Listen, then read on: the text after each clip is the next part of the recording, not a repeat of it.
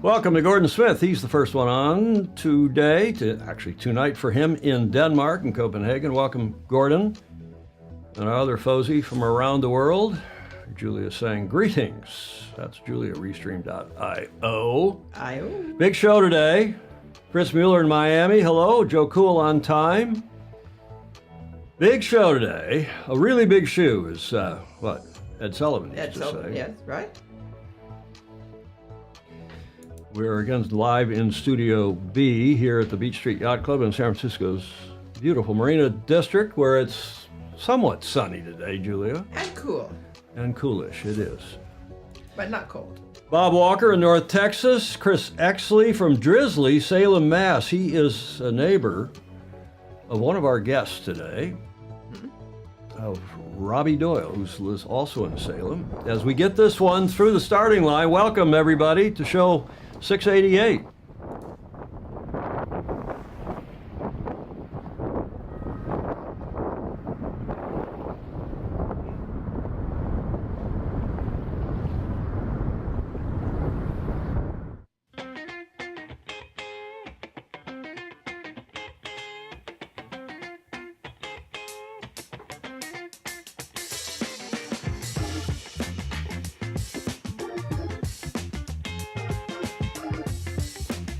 I love that opening shot of the Perth Dinghy Sailing Club on the Swan River down there. That's new that I'm using for that starting sequence. Do you like that? Yep. Julie, do you have any hot tips? Well, I hope you've got NVIDIA stock. I do too.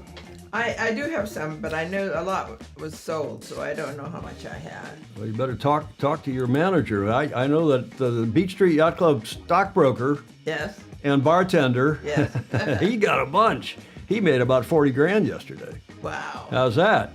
Hi, everybody. Welcome to show number 688. I hope you all have a lot of NVIDIA stock. Our Dow Jones Industrial, the average here was, I think, closed over 39,000 yesterday, didn't it, Julia? Yeah. By 1 point. By a point. Well, every point counts. Welcome to the show. Welcome, everybody. Got a big one today, a great one. We're going to open with a Bravo Zulu to the winners. Line honors and corrected and overall in the RORC celebrated Caribbean 600. We've been talking about it since, I don't know, a week and a half. That beautiful overhead shot. Do you great. like that, Julia? I do. That, of course, is English Harbor in Antigua. The country code ANT for the Olympics, Antigua. And remember the other country? Barbuda. Barbuda, well done. That's the race course. They start and finish in Antigua and go up and around Saint Martin and past Anguilla and back down. We don't need, I could go to camera 4 here and back.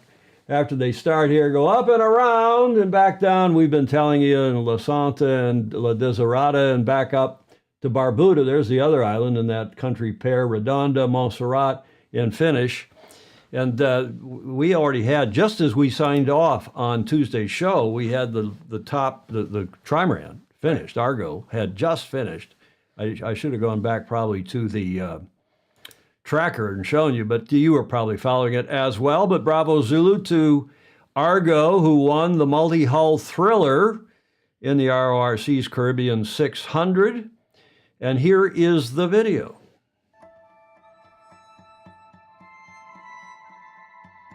It's beautiful weather. It's a nice length of race. I think it's a good challenging length, and it just is super active for the whole crew the entire time. I think it keeps us all busy.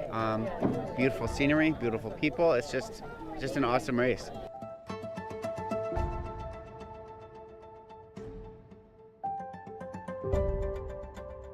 We thought we were going to catch them 3 or 4 times around the course, and every time we got close to them, they kept running away from us.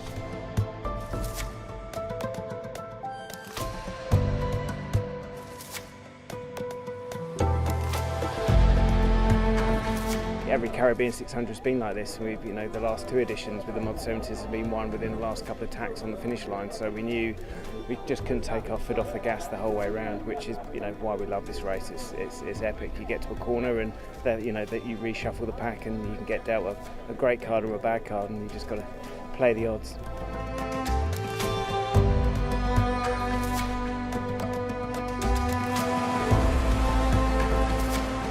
Our leg from Barbuda down to Redondo Rock ended up being a very, very blistering 125 two-wind angle reach with J1 and mainsail, and we were doing 35 to 40 as the seas slowly built. Almost next to one another, very fast, and then they managed to escape one more time. But that was a crazy leg. Well done. Very impressive. Kept us on our toes the whole time. Well done. We were definitely nervous.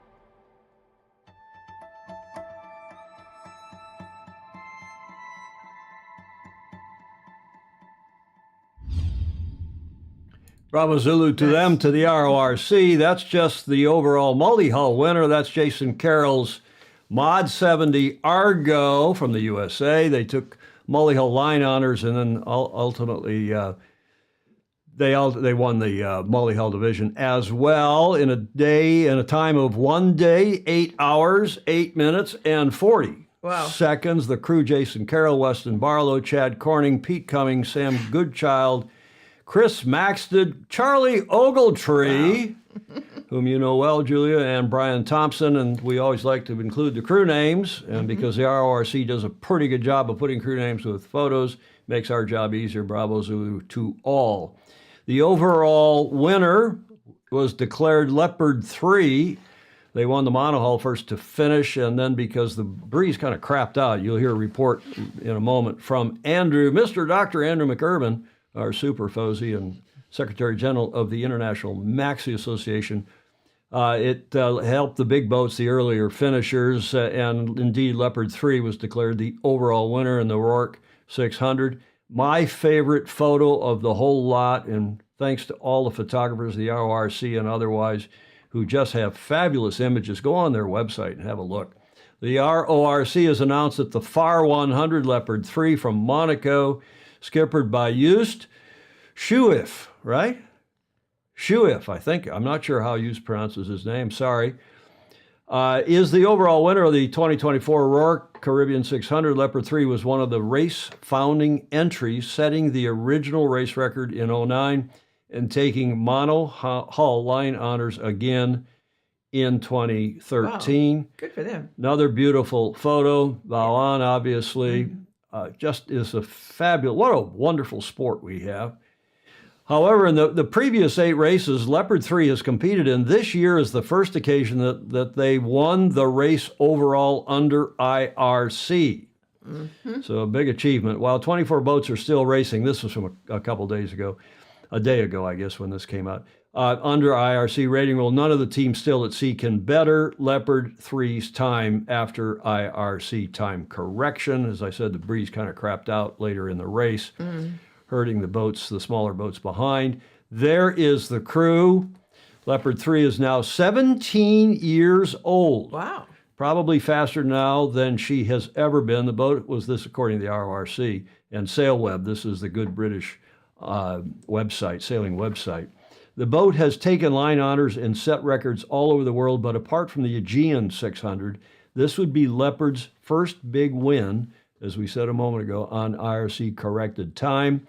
And as we like to include crew names, Joost Schuif, I hope Joost, I'm pronouncing that right, Chris Sherlock, Mitch Booth, our old friend Mitch Booth, Aaron Reynolds, Lovegrove, Antonio Cuervas Mons, Carlos Hernandez Robanya, I guess, Charlie Wyatt, Dennis Fredrickson, Gerald Mitchell, Jean Aluwalia, Gilles de Jager, Guillermo Altadale, Mark Bartlett, Matthew Lester, Paul Stanbridge, Samuel Wright, Stephen Booth, Tom McWilliam, and Will Best, rounding out that superb crew on Leopard 3. Absolutely great. Huh? They look great. They do. And it looks like they're having fun. They're supposed to. On Tuesday, we told you about what we thought was going to be a big tussle in the IRC 0 division between Boteens, the Boteen 52 Wizard, and the Karkik 52 Ron. The owners, of course, David and Peter Askew of the U.S., respectively, and Nicholas Zenstrom of Sweden. And in fact, they did have a hell of a contest. Second overall, uncorrected, is Nicholas Zenstrom's Karkik 52 Ron, which has won a highly competitive IRC 0 class by just 3 minutes uncorrected time after Peter and David Askew's Boteen 52 Wizard.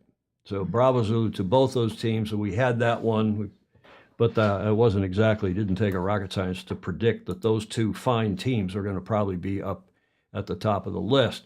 Class 40, one of the bigger classes, if not the bigger classes, continues to be very exciting, and I hope I can pronounce Saugastron's Seafrigo, his boat LHOR1, and he's from France, that boat from France, skippered by Guillaume Pirouel. How do you say that, Julie, in French? I think Pirouel, right. Yeah. won a nail-biting thriller. Aha.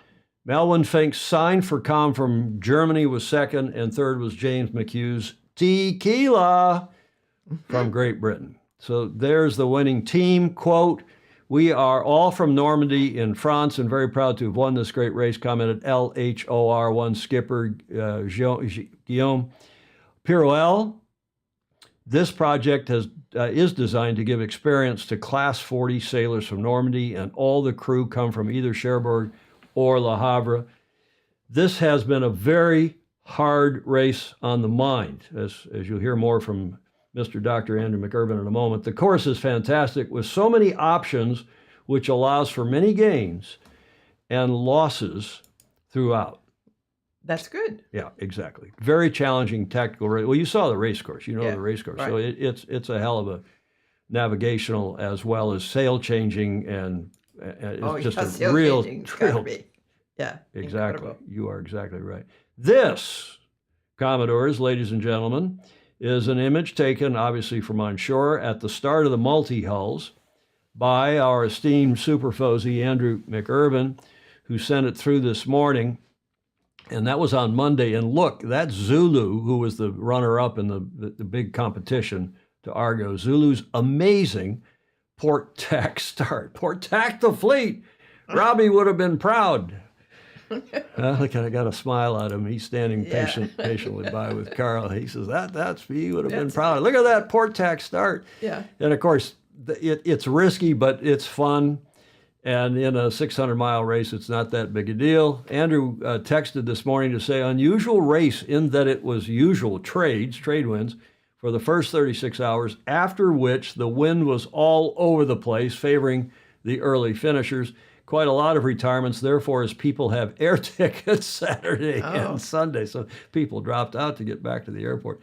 No real surprise, Argo beating Zulu, though the latter had the most brilliant port tack start, as you see depicted there in Andrew's photo. Leopard really showing her improvements to overall weight. That's a Wally, by the way, 102-foot Wally, Leopard is.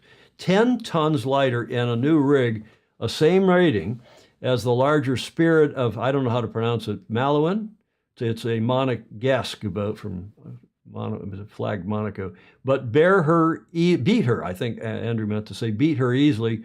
Ran and Wizard, or Ron and Wizard, both with top teams. Indeed, 1180s would have done better, but for the shutdown. That from Mr. Dr. Andrew McIrvin, the esteemed Secretary General of the International Maxi Association. And I have a treat for you. Just came out before we went to air. Some onboard video from the start of these big boats. This from the Wally, the 102-foot Wally, and this from another boat. This is the back from the aforementioned Spirit of Malouin 10 from Malta.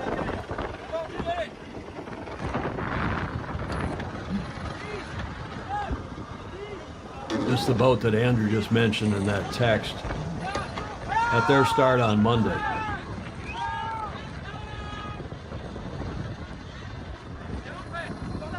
Fabulous T-decks. Julia, you should have a boat like that. Oh, I should. And the crew. And a crew.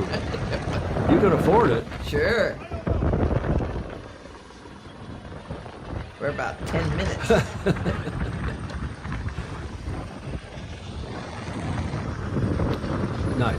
Nice camera work. Whoever took that, put it up on YouTube this morning. I have no idea, but I want to thank them. And that's our ending footage for this fabulous race. Congratulations again to all the winners, but especially the RORC. This race just keeps going from strength to strength. What do you think, Julia? Very impressive. And before I go to ask what we're celebrating today, I'm sure we got a bunch of comments. Peter Taylor in New York City is saying, hi, greetings all. Julie Aarons in Cleveland, hello, Fozy. Nicholas, yes. Gordon Smith has reminded us that Nicholas Zenstrom was one of the founders of Skype, and then he sold it and then bought it back and then sold it again to Microsoft. He made a couple of fortunes on that. Andrew Pindar. Welcome, Andrew. It's not long back when 35 to 40 knot multi-hulls were viewed with the same suspicion and disdain that the new breed of foiling boats in Sail GP and AC are now. He's just saying he's a big supporter of foiling, as you know, part of Foiling Week. Shoe, no, I don't think Stingray. That's a typo. It was the same both times it was It's on. a Dutch name, right? Ahoy and fair winds from Leamington. The Gillinghams are checking in from Leamington, England. Superb coverage. Yes, it was superb coverage of the Caribbean 600. And John Emmett's on, and John is saying that his wife, the gold medalist, Golden Lily Zhu, will be covering the Aegean 600 this year for presumably China National TV. Graham Sweeney up in Scotland. I was Pete Cummings' wedding photographer. Jay Rendell checking in from White Bear Lake up in Minnesota, where the maple sap is running already. What is this world coming to? Oh, Julia, it's so much fun, isn't it? Yes. Look at that shot. Look at this beautiful sport. What are we celebrating today, Julia? There's a clue in the upper part of that graphic. Any idea? Peace. Peace. You're right. Really? It is World Peace and Understanding Day, February 23rd. It's an annual event. I've actually talked to this organization on their World Peace Day. Not that I had anything to do with peace, but the organization is not the United Nations. It's a proper private global service club of which we can all be very proud. It operates in virtually every country in the world except Saudi Arabia, Greenland, and one or two others. World Peace and Understanding Day. It's in honor of the Rotary Club, International Rotary, because it was founded on this day 119 years ago. World Peace and Understanding Day takes place on Feb 23rd. The day is actually a commemoration of the first meeting of the Rotary that was held in Chicago or Evanston, Illinois, from memory. This meeting of businessmen, which aimed to be a space where their backgrounds didn't matter. Sounds like Sailing Illustrated. Yes. And our sport and this show started the chain of events that led to the formation of Rotary International, an international org dedicated to humanitarian service as well as peace and goodwill throughout the world. Rotary International began in Chicago, as I mentioned. The date of the first meeting has since become World Understanding and Peace Day, which is part of the World Understanding Month celebrations in Feb. Bravo Zulu to them. It's a hell of an organization. I've been a member of different chapters on and off, and it probably, if I had a nickel, Julia, for every Rotary Club I've spoken to about the America's Cup or about whatever, I could buy you at least a cocktail over at St. Francis, if not dinner. It's a wonderful organization. Yeah, Bravo Zulu to them. Rotary International. I won't read all this, but it is the largest, I guess it's one of the largest service organizations in the world, and their mission is to provide service to others, promote integrity, and advance world understanding, goodwill, and peace. And again, it's a private organization. It's businessmen and women. I love the idea that they are active in so many countries and so many clubs, 46,000 clubs worldwide. Rotarians. Yeah. Were you ever a Rotarian? Close to it. Close to it. You know, the biggest, you know where the biggest Rotary Club is? speaking of sailing, and a lot of sailors, and it's why I got involved, because it's in San Diego, the downtown Rotary in San Diego. Oh, is it? They sponsored a hockey team or two that I played on. I mean, bloody hell, what a great Yeah. group they are. Not just because they like sailing and hockey, but everything else. And speaking of people we love, it's the patrons of this channel that keep us on the air. Thanks for your support. Patreon.com/join/Sailing Illustrated. That keeps this studio in place. We wouldn't have the equipment. We wouldn't have the nice photos and flags from our various FOSIs, but we wouldn't be able to pay the internet bill without the support of you, our patrons, via patreon.com/join/Sailing Illustrated. Thank you very much for your support. And with that, let's get right at the top of the B block, move our special, I put live guests. And then I say, of course, you can't have guests that are not live, right? But most other shows are not live, and most other shows don't have live guests. They've got them recorded and whatever. Right. But our guests, as you know, are almost always live. And as far as I know, they're alive today, standing by. There they are. Yes. Karl Ziegler on the left, who's in Providence, Rhode Island, and Robbie Doyle, who's up in Marblehead or Salem. Are you in Salem, Robbie, or in Marblehead? Our new loft is in Salem. I'm in Marblehead. In Marblehead. Two of the great guys in the modern history of the sport, both from great sailing families, both involved heavily in our sport. I've known Robbie since the late 70s. And by the way, Robbie, I told Karl in the pre-check just before you got on, I told him the night that you stayed at our apartment on Goat Island. And I guess it was... That was the beginning of the Undersail TV series. Exactly right. And in what, 79, 80, 81, sometime in there? 83, believe it or not. Was it 83? So it could have been. Yeah. And I won't tell the punchline. I will tell the punchline. Can I tell it, Karl? You can tell it. So I'll tell the punchline. Julia's never heard this. So Robbie's, and I don't know him real well, but we go to the candy store and have a drink or a dinner someplace. And he said, hey, I need a place to, tonight just to put my head down. I said, well, come on over, stay at our apartment. And he did. And he'd been out sailing and he was wet and he hung his clothes kind of around our guest room and he put his underwear on the lamp next to, do you remember this, Robbie? Very vaguely. It's things I try not to remember. He put things I'd like to remember, but I don't anymore. So it's all good. The only reason I know it is because my wife reminds me all the time.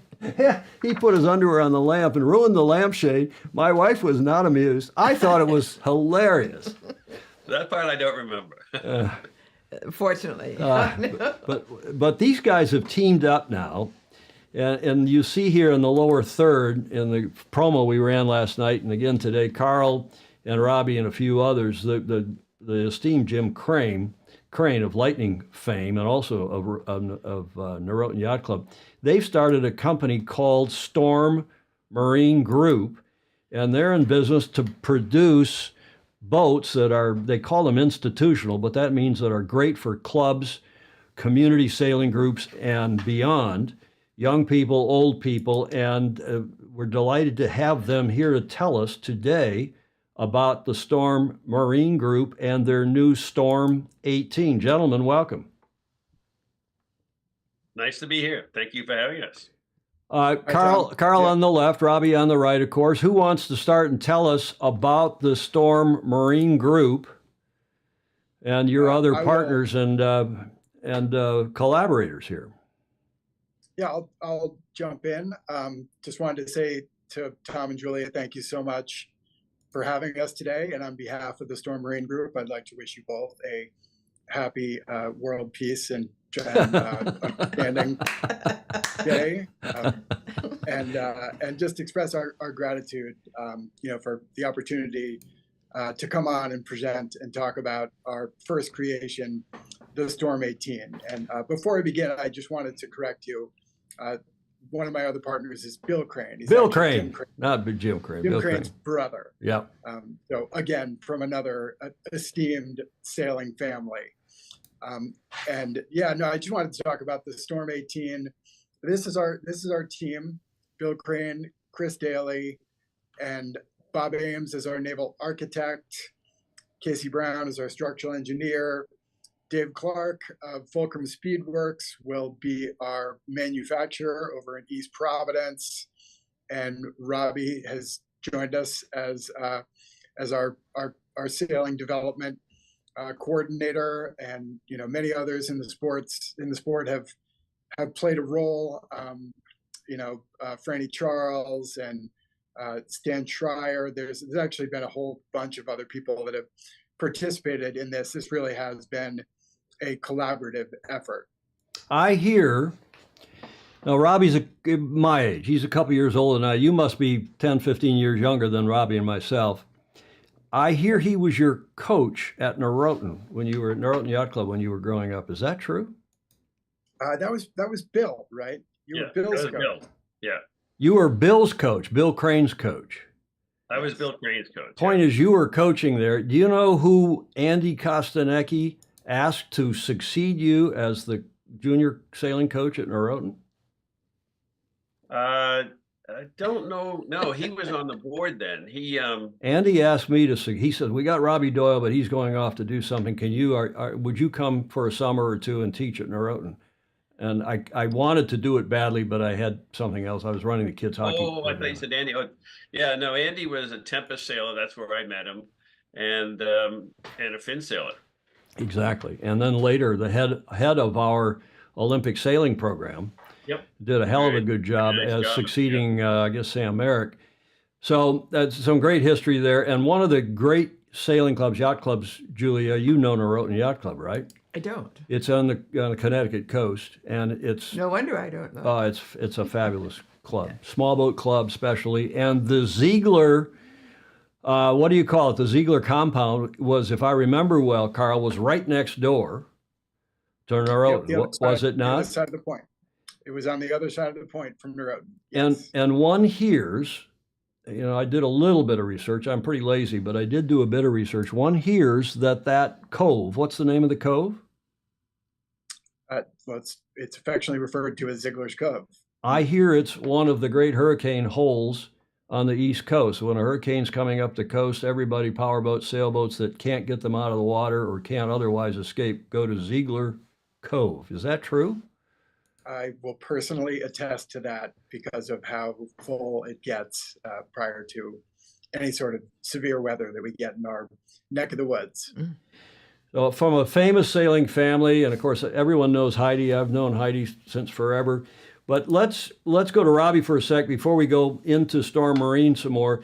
Robbie, you won the Cup with Ted in '77. You won the Sears Cup, twice? Won it twice, yep. And what years did you win the Sears Cup, which is our national junior, now triple-handed championship? 64 and 65. Wow. I sailed a couple, 3 years after you, and another Matt Scott won in the late 60s, and I think I was third. And Matt Scott, where was he from originally? The Cape, wasn't he? Norotan. Was he also a Norotan sailor? He was. Yes. See the Norotan connections, Julia? Aha. Don't ever ask a question you don't know the answer to. You might. So, Robbie, go back after your successful youth career, and then how'd you end up with Ted Turner on the boat? Well, I went to the Olympics in '68 as the alternate to the Finn class, and got sort of asked to do a lot of things from being on the Olympic team, and ran across Ted Turner in a number of ways, and actually fin sailing. I can remember walking up the beach. I weighed about 160 pounds. He weighed about 155, soaking wet. And he was not doing very well, and I was having a pretty good regatta. And he says, "How does a skinny little guy like you do so well in this fin class?" And so he said, "We got to go talk about it." So anyways, we had a few beers that night, and we went into New York City and, had more fun than we probably should have. But then ever since then, I was all of 18 then, and he would have been 28, 27. And decided fins wasn't for him after that, but we just kept crossing paths. And then we met at the North American Solo Championship, where they the Solo. That was the Solo was a boat. That's right. Yeah. Well, this was a solo championship where they took 10 North American winners of some class, and they put you in unknown classes, so you couldn't prepare for it. you'd get sunfish one day, you'd get Hobie cats another day, you might get Cape Cod catboats another day, and all round robin sailing. And you showed up Fun. and you sailed for 3 days, and I ended up winning that a couple of times, beating Ted in one of them. And that's when he said, "Hey, I'm tired of sailing against you. You got to join me." And you remember Ted was also a sunfish sailor back in the day. It was one of his first boats. But so you ended up winning the cup with Ted in '77, and he famously said, as you will know, he said, to sail on one of my boats, you got to have a personality. Because Ted had a massive Yes. personality. But he said you got to have a personality. And so too does another friend of Robbie's, Andy Rose, who's I'm having dinner with Monday night. He's coming up. I just got a text from him before we great. went there. So good Andrew. And Andy, of course, you guys are big into team racing and match racing, especially with this new boat we're going to talk about. And Andy Rose, who's been one of the leading lights of particularly youth match racing, but match racing in general in this country with the Governor's Cup. And it's a fabulous thing to see that persisting. Why don't we talk about the boat, shall we? Anything else about your esteemed sailing backgrounds, either of you? Ready to talk about the boat? Yeah, I Okay. think so. Very ready. We go to the boat, the Storm 18, in two configurations, the symmetrical, the S-sail configuration, and it also comes in an A-sail configuration. Why? Just for versatility. I mean, this boat is designed, as an institutional boat to be used by yacht clubs, sailing schools, community boating centers, and as such, we wanted to have both configurations available for the boat to appeal to a wide audience. Cool. And you want to go through the specs? Sure. Yeah. The specs of the boat. The boat was those specs were really designed to be able to support existing infrastructure for 18-foot learn to sail boats, particularly the Ideal 18 that a lot of clubs on Long Island Sound and Eastern Connecticut already have in place. So we were pretty adamant about adhering to the 18-foot length. Okay, so is this a sonar on steroids? Is this a modern day sonar? No, this is a very different boat. This boat has nothing to do with the sonar. It's not in competition with the sonar. This boat was designed specifically, or with clubs in mind, and to be able to be used by a wide variety of members. Specifically, we were looking at underserved demographics of our sport, learn to sail, particularly adult learn to sail, women's sailing. But we also wanted the boat to be versatile enough to be a great team racing boat, match racing boat, be a wonderful introductory keel boat for junior sailors, even being with some slight modifications being for adaptive sailing. Now, I understand it's very simple, and I understand you designed, as you can see in this, I guess in this graphic, it's got seats. You can hike up on the rail, but for people who are beginners or maybe are physically challenged or old, like me, I think I can still hike. Julia, can you hike, or would you sit in the seat? Oh, I can't hike. Huh? I don't think so. But for people who are challenged or newbies or are old, they, to put it bluntly, they can sit in the seats and have a hell of a nice sailing experience, from what I understand. Is that true? That is true. Yeah, the boat is designed, for comfort and stability, and to present options to sailors as they progress through their development as sailors. So they start off sitting in the seat, and then as they get a little bit more comfortable, they can venture out to the rail. What about the lifting keel? Several of them. We're getting tons of questions here, which sorry everybody, we'll get back to you. But Larry Kennedy saying Robbie has a great partner in Bill Crane.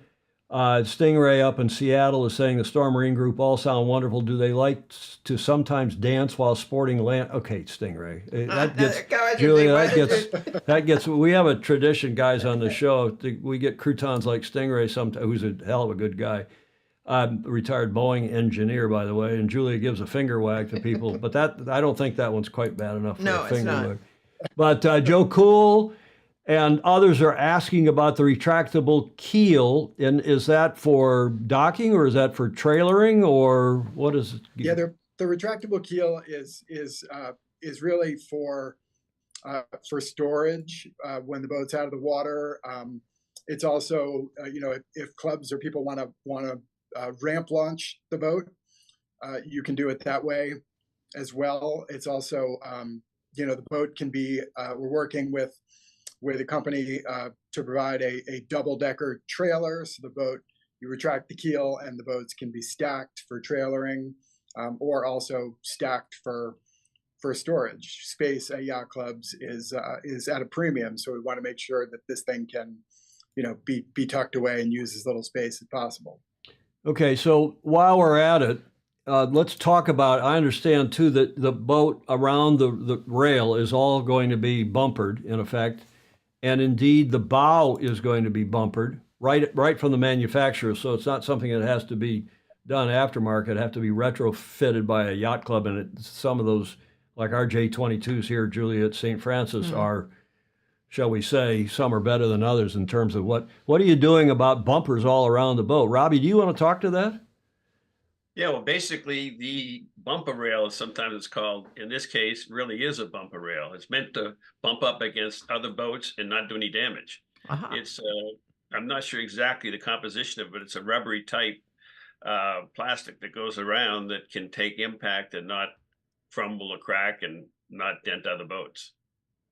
Great concept. It's also present in the aft quarters too, the prime spots that get dinged when you're trying to dock a boat or team racing, match racing kind of stuff. Yeah, guys, I saw the video, the interview that you, or that at least Karl, you did with who? Was it Jim Crane? Bill Crane. Bill Crane. Why am I stuck? I guess I know Jim better than Bill, but with Bill Crane that you did with Dave Reed and Sail World not too long. It was a good interview. I commend it to all of our viewers. Just Google Sail World. They do a video. Dave does a video every now and then. Lately at his various regattas down in Florida. But there's quite a bit more technical discussion because you got Dave who loves to talk about boats, and Sail World loves to talk. I mean, that's their bread and butter. We're here more talking about kind of the big picture, what gets people sailing, which is what this does. And we don't care so much about the details, the technical details.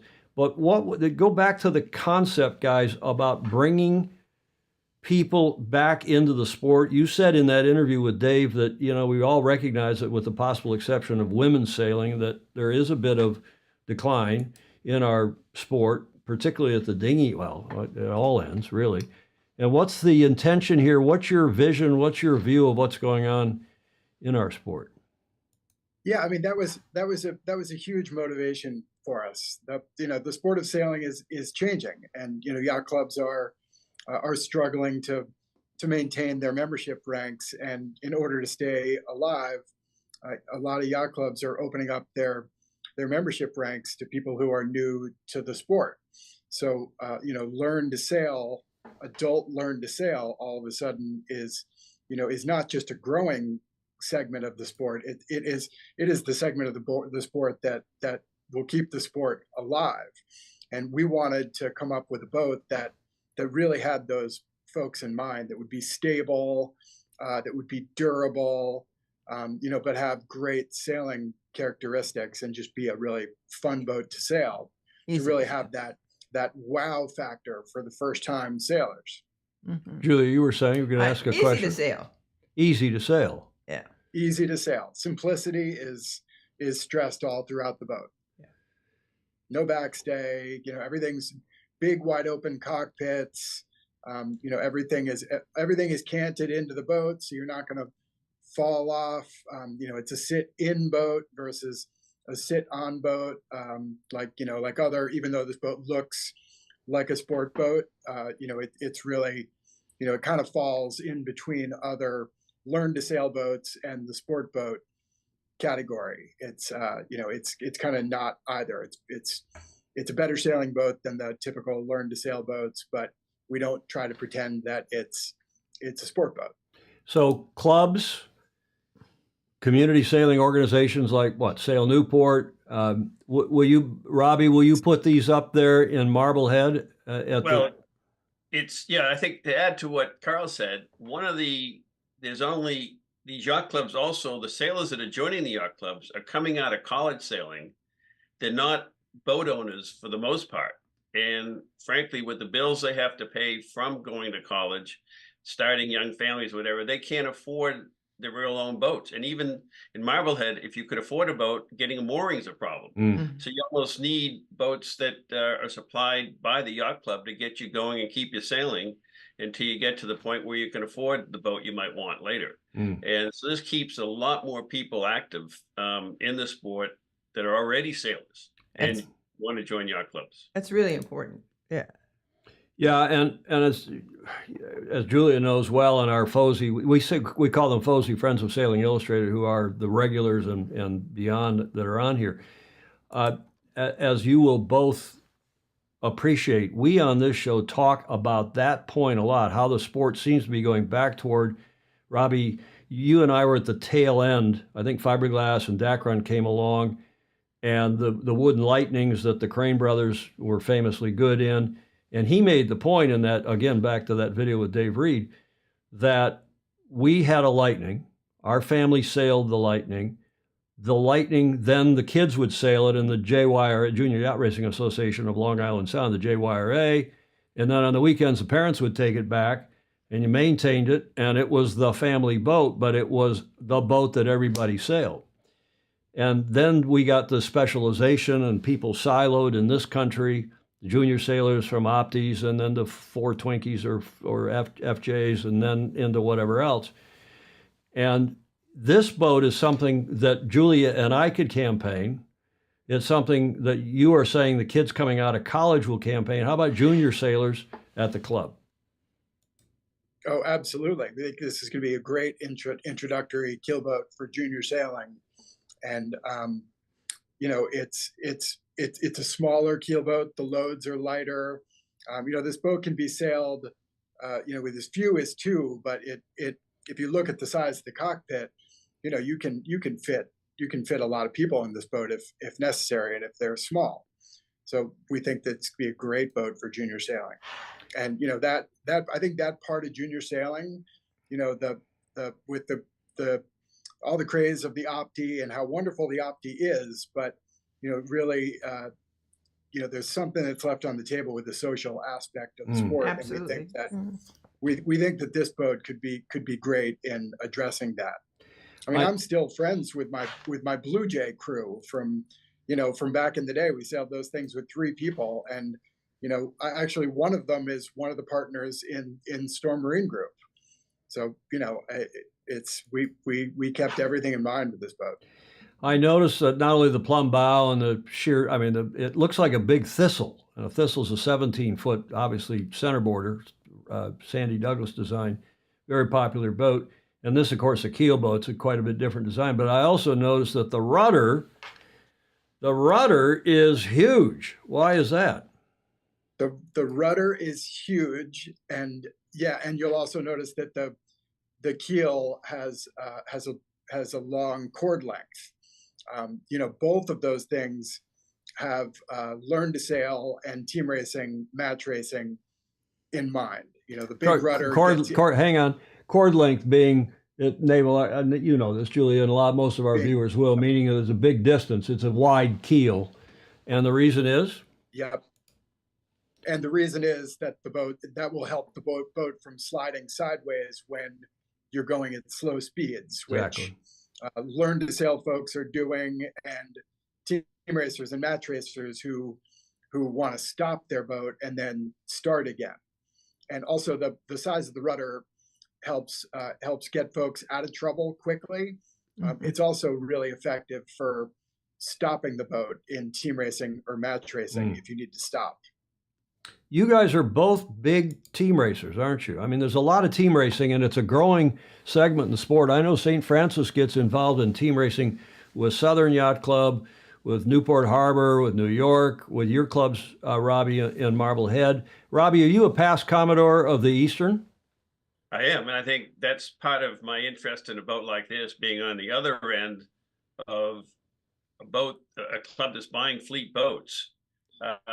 Maintenance is huge, and cost is huge. And frankly, compared to heavier boats, when you buy a boat, you're a little bit paying by the pound. And so some of the older designs with fairly large keels that can serve well for team racing and stuff, the problem is you're paying for all that lead. Whereas this boat, what lead there is, which is expensive, is efficient, in a bulk. And the whole boat is, a third less than some of the other boats they're using for team racing now. And that matters when you're buying 6 boats at a time or whatever. And then the other thing is you can always usually get the money to buy boats, but then maintaining them is always a budget break. And this boat's designed from bow to stern, as Bill pointed out, with maintenance in mind to minimize it. Yep, durability is a huge focus. Absolutely. Really good point. Any of these other, you want to comment? I'm kind of zipping through these because your commentary is so interesting. Do you want me to go back, or are you happy with anything else that you want Robbie, to talk? you want to talk about? Well, I'll tell one other thing. Between any group, you always have different ideas. One group that we still have to test out. I would love this boat to also be adapted to be a college sailing boat, and for a reason. When I was in college sailing, I bulked up to get to be a fin sailor in the '68 Olympics. I came back, and I was really too heavy to be effective in two-handed college sailing. Most of my real good stuff came in single-handed sailing. And today, that's even more extreme, I think. And it's just too bad that, if you're over really 150 pounds, and even that is heavy for a college sailor. Exactly. Whereas if you had a little bit bigger boat like this boat, for college sailing, it would have to be a dagger board. You'd have to lift the keel up so you can pull it on a dock. This boat, I'm convinced, will perform extremely well with only a dagger board and no bulb on it, the end of it. Because it's going to be sailed flat going upwind by good sails and everything else. The bulb is there because of the versatility of all the things it wants to be used for. And they don't want capsizing in juniors or learn to sail programs.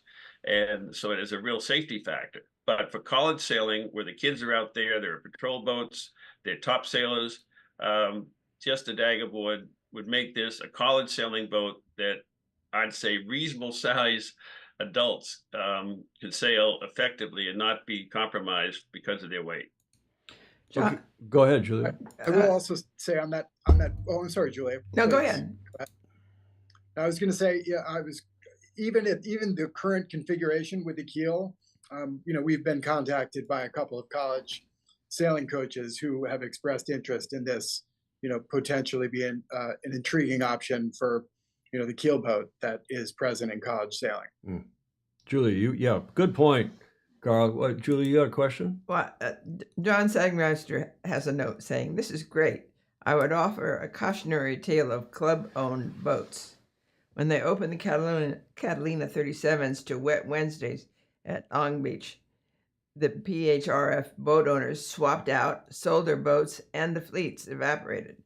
Don't subsidize sailing so dramatically that the boat owner disappears." Yeah, and that's a point, but it's kind of a chicken and egg situation, because you've got the situation, well, if we don't do that, we're not going to get those fleets that then maybe disappear. I know. Well, let's go to cost, and because there's a ton of questions from a bunch of bright people on here.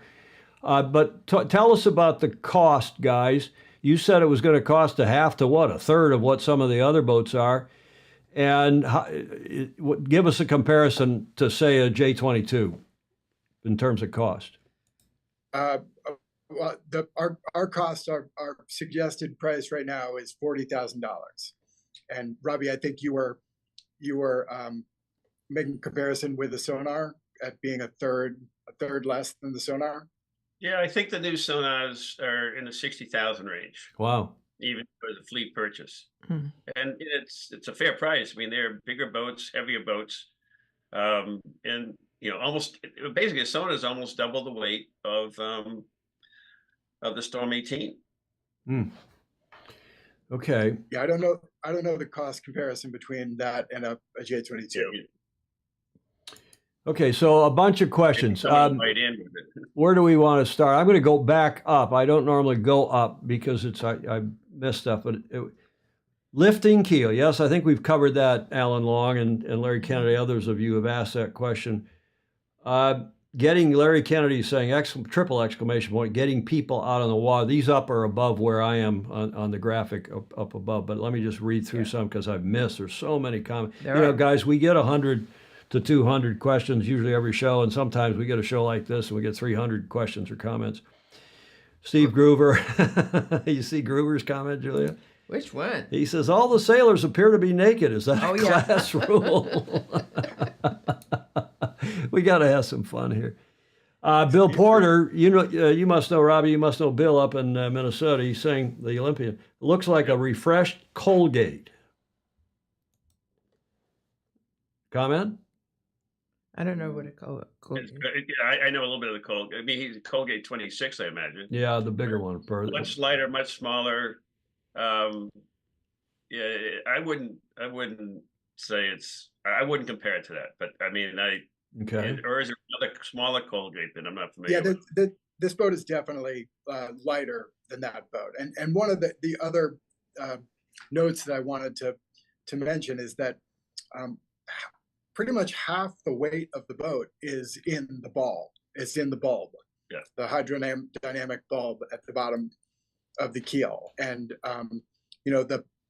because we have a 7/8 hoist on both spinnakers, we were able to go with a lighter mast that doesn't need a backstay to support it. So with a lighter rig and half the weight of the boat in the bulb at the bottom of the keel, this boat is going to sail great. Interesting. Indeed. Yeah. Another question, will it plane upwind? We'll let you know when we sail it. But it's not designed to plane upwind. If it does, it's not designed to plane upwind. Okay. If it does, that'd be a treat. Well, Gordon Smith over in Denmark is asking, was there any consideration of fitting them in shipping containers, 20-foot containers or 40-foot containers? Yeah, that was a consideration. Yep. They'll fit in a 20-foot container, presumably. Yeah, and we can. And maybe more than one. Get 4 of them in a. We think we might be able to get 4 of them in a 40-foot container. Jody Shields down in Wanji in Australia, probably in Sydney now for Sail GP because he's doing the commentary on Shark. Don't call me Genesis Island. What's the cost again? You think 40,000 all up, and that includes 40,000 all up. That's just all the hardware, lines, everything, not sails, not trailer. Is it a self-tacking jib? It is not. It is a larger jib. You saw that in one of the previous slides that you showed. It's a larger jib that is on a track that will move fore and aft with a 2-to-1 purchase. So smaller people, juniors, learn to sail women will be able to easily trim this jib, and it'll the bigger jib just creates a better flow in the sail plan, and will give the boat a better balanced feel as well. But I'll defer all the sail questions to Robbie. Okay. In fact, Bill, don't call me Jim Crane, is on here. Hi, Bill. Sorry, I keep deferring to your brother. I've known them both since, again, forever, but I've known Jim better. J. Frederick Bland down in Texas, in Austin, Texas, who's a Finn and OK Dinghy and other denizen. Keel takes all the field responsiveness out of a boat compared to learning in dinghies. What saith you? Robbie? Oh, I was reading about that sonar class for 45,000, but so sorry, I was reading your questions. I missed your question. Sorry about that. James Bland, we call him Boomer because he's a Naval Academy graduate and a submariner. A keelboat takes all the feel, the responsiveness out of a boat compared to learning in lighter boats like, dinghies, non-keel boats. What do you think? Uh, yes and no. And that's why I think this boat could be adapted to be both. We all learned to sail in dinghies and we tipped over and everything else. In today's world, it seems that liability is such an issue. Of course, an optimist, the kids are going to sail optimists and lasers and move up to this boat. Like actually, I had three children. One loved the optimist, went very far with the optimist program. The other didn't. Well, his older brother got too big too fast. It was way too heavy for an optimist, even at age 14 and 15. And then my daughter really liked the social aspect. She didn't want to sit out in the boat all day long and have nobody to talk to. She had to be Yes, entertained. So of course.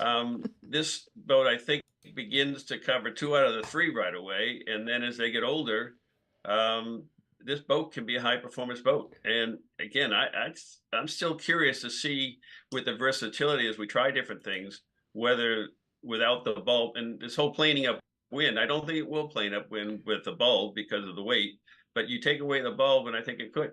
Will it plane downwind? That's another one of the questions. For sure. That spinnaker, absolutely. A sail and S sail. Either one. Either but one. the A sail probably more dramatically because you can put the bow up and really get it to go downwind. Anything? I also wanted to address that question about learn to sail as well.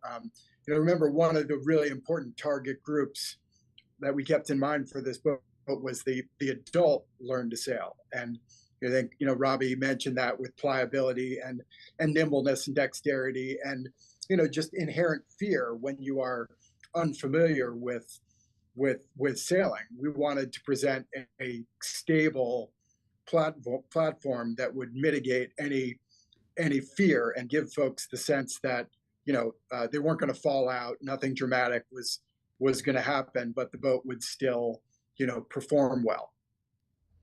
That's Okay. important. Julia? No, I think that's really important. Well, and the other thing we talk about on here all the time is the whole social aspect of the sport. I mean, again, in that interview you did with Dave Reed, somebody, I guess, I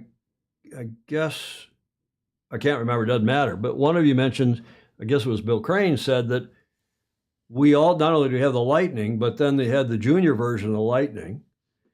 And that was actively, still is, I guess, actively sailed. It was almost indestructible, except when Bruce Nelson took his hatchet to his gut. You remember that? You guys, Bruce is a year older than I, so he'd be 71. And he apparently had his Blue Jay, which is the boat we're talking about. And there was some junior program, and he had moved his gudgeons, which is how the rudder attaches to the back end of the boat, and he lowered it a bit to give a little more depth in the rudder or something. And Leggy Mertz found out about it and took a hatchet to the back of the boat. Have you ever heard that story? I don't think I want to hear it. But Nelson and I sailed together at Michigan, so back in the day. So it's the late great Allegra Nat Mertz, who ran junior sailing in the JYRA for years and years and years. But we go back, we digress. But the social aspect of this, guys, and Julia, we talk about it all the time on this show, how important that is to the sport. And I think this is going to help a lot with that. Yeah. Gentlemen? Yep. Polars. Absolutely. I see Jim Crane, or somebody asked, would you publish the polars when you get the boat? Let's talk. We're talking about we're asking questions now about what can and can't be done when. But what's the status of design, of production? When you're going to have a boat? I understand in the water. I again read somewhere in March, April, maybe, but that's just an in-house prototype. When will you have a boat? When will you have a boat that people can see and look at and sail? We're gonna have the in-house prototype in May, and then in June we're gonna have 3 other prototypes. Based on what we decide to keep and discard from the initial prototype, and then we're gonna take those 3 prototypes on the road. Initially it's gonna be targeting all over Long Island Sound, Rhode Island, Marblehead. And then the boats are going to go out to the Midwest, to the Great Lakes, down south, New Orleans, Texas. That's our our kind of planned route right now. And we got to let folks sail this thing, see if they like it, see if it works, and then we are equipped. Fulcrum is ready to produce for us based on that time frame. That's one of the questions. So it's Fulcrum. Is it Fulcrum Concepts? What's the name of the company? Fulcrum Speedworks. Speedworks, and that's in Providence. Yep. That's in Rhode Island, right? And you're That's living, in aren't you? East You're living in Providence. Providence now. I'm in Providence. Yep, it's right across the river from me in East Providence. Dave Clark. Dave Clark. Oh yeah, the owner. Okay, cool. Yep, Steve Clark's son. Fritz Mueller down in Miami is asking, there are plenty of sport boats, quote unquote, sport boats out there and have been for years. Most have faded away due to cost, weapons race, professional sailor involvement, etc. What will assure that this boat will draw the masses and retain sailors to the class? Nice question. This is not a sport boat by any stretch. Okay. This boat has a very, very different target audience. It really is designed for with institutional purposes in mind, to be club boats, to be club boats that are sailed intra-club, inter-club, and also a boat that appeals to literally every segment of a membership. It's also the perfect boat for community boating centers and sailing schools.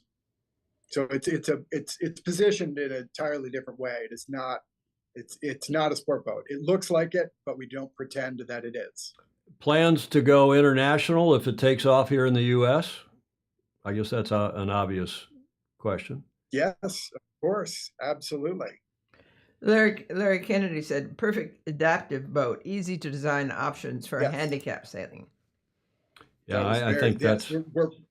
We're working on that right now. Look, as an old Flying Scot sailor, and I grew up, and like the Lightning was for those of you on the Sound, we had Flying Squatinis on the lakes in Michigan, and my grandfather had one of the very first Flying Scots with the this terrible crank system to get the halyard up. But that let me, as a little skinny 8 and 9-year-old, crank the main up on the Flying Scot, get it out, sail around our lake by myself without anybody worrying about anything. You could tip it over in a blow, but not really, because it has that. The Flying Scot also has a weighted centerboard. It's got some lead down it. People don't realize that.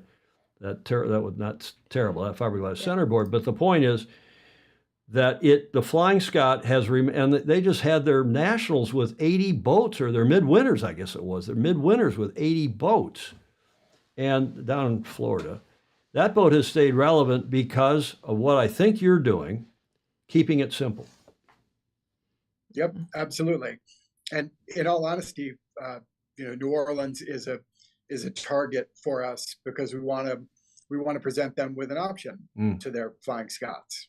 Well, they've got Scots, and then they've matriculated to something else. I can't. What is the boat that all the clubs in the GYA have adopted? But we'll see how long. Fritz Mueller will know, and others. But you've got Alistair Murray on here, who, as you know, is just has sold Ronstan, and he's a Fosey. He's a super Fosey. He presents segments on this show regularly. President of Australian Sailing. He's down in Melbourne, where it's their Saturday morning. It's 0900 or 0800. I can't remember down there. I know Fulcrum and Dave Clark, Alistair, is saying they make a great little foiling catamaran, the UFO. Yes. Yep. The UFO and the Rocket are the two claim to fame boats for David at Fulcrum. Andrew Pindar is also on. Andrew is another Fosey and regular on here. He, of course, GAC or GAC Pindar, as they're known, and does logistics for, I can't remember who, Sail GP, and for the Vondig, I can't remember all the different organizations, but is key with women's sailing and the Magenta Project. He's on their board and their trust, their foundation. And he says, give me a call, or he'll call you. And I don't know if you know Andrew at all, but terrific guy, another one of our super Fosey here. Julia, am I missing the conversation? Thank you, and we'll put you in touch. I'm going to give the address for these guys in a moment, the email and so on. Julia, did I miss any comments? No, but I've been wondering, since I first heard the name of the boat, why name it Storm? A storm in person? Is it I look forward to action? Especially if you're trying to be, this is not such a threatening boat. Suddenly you're calling it the Storm. Is it Yeah. because it's easily sailable in a storm? Yeah. Where's Richard Matthews, your marketing guy? We need Matthews on that. Yeah, exactly. We went through a number of ideas for the name of this boat, but we started off with the name of our company as the Storm Marine Group, and so we just thought it was only logical to make our initial offering simple and a name that they would remember, and so we kept it the Storm 18. Well, Julia, you're going to remember the Storm 18. You Yes. got it. And maybe it's going to take the country by storm. I will remember. Sorry. Take the country by storm. Trivia question for all three of you and all of our FOSI watching. Do you remember the original name? You were talking about the sonar and the late, great Bruce Kirby, who was a Norotan Yacht Club guy. By the way, next time one of you sees Margot, say hi to Margot, please, for me. Yes.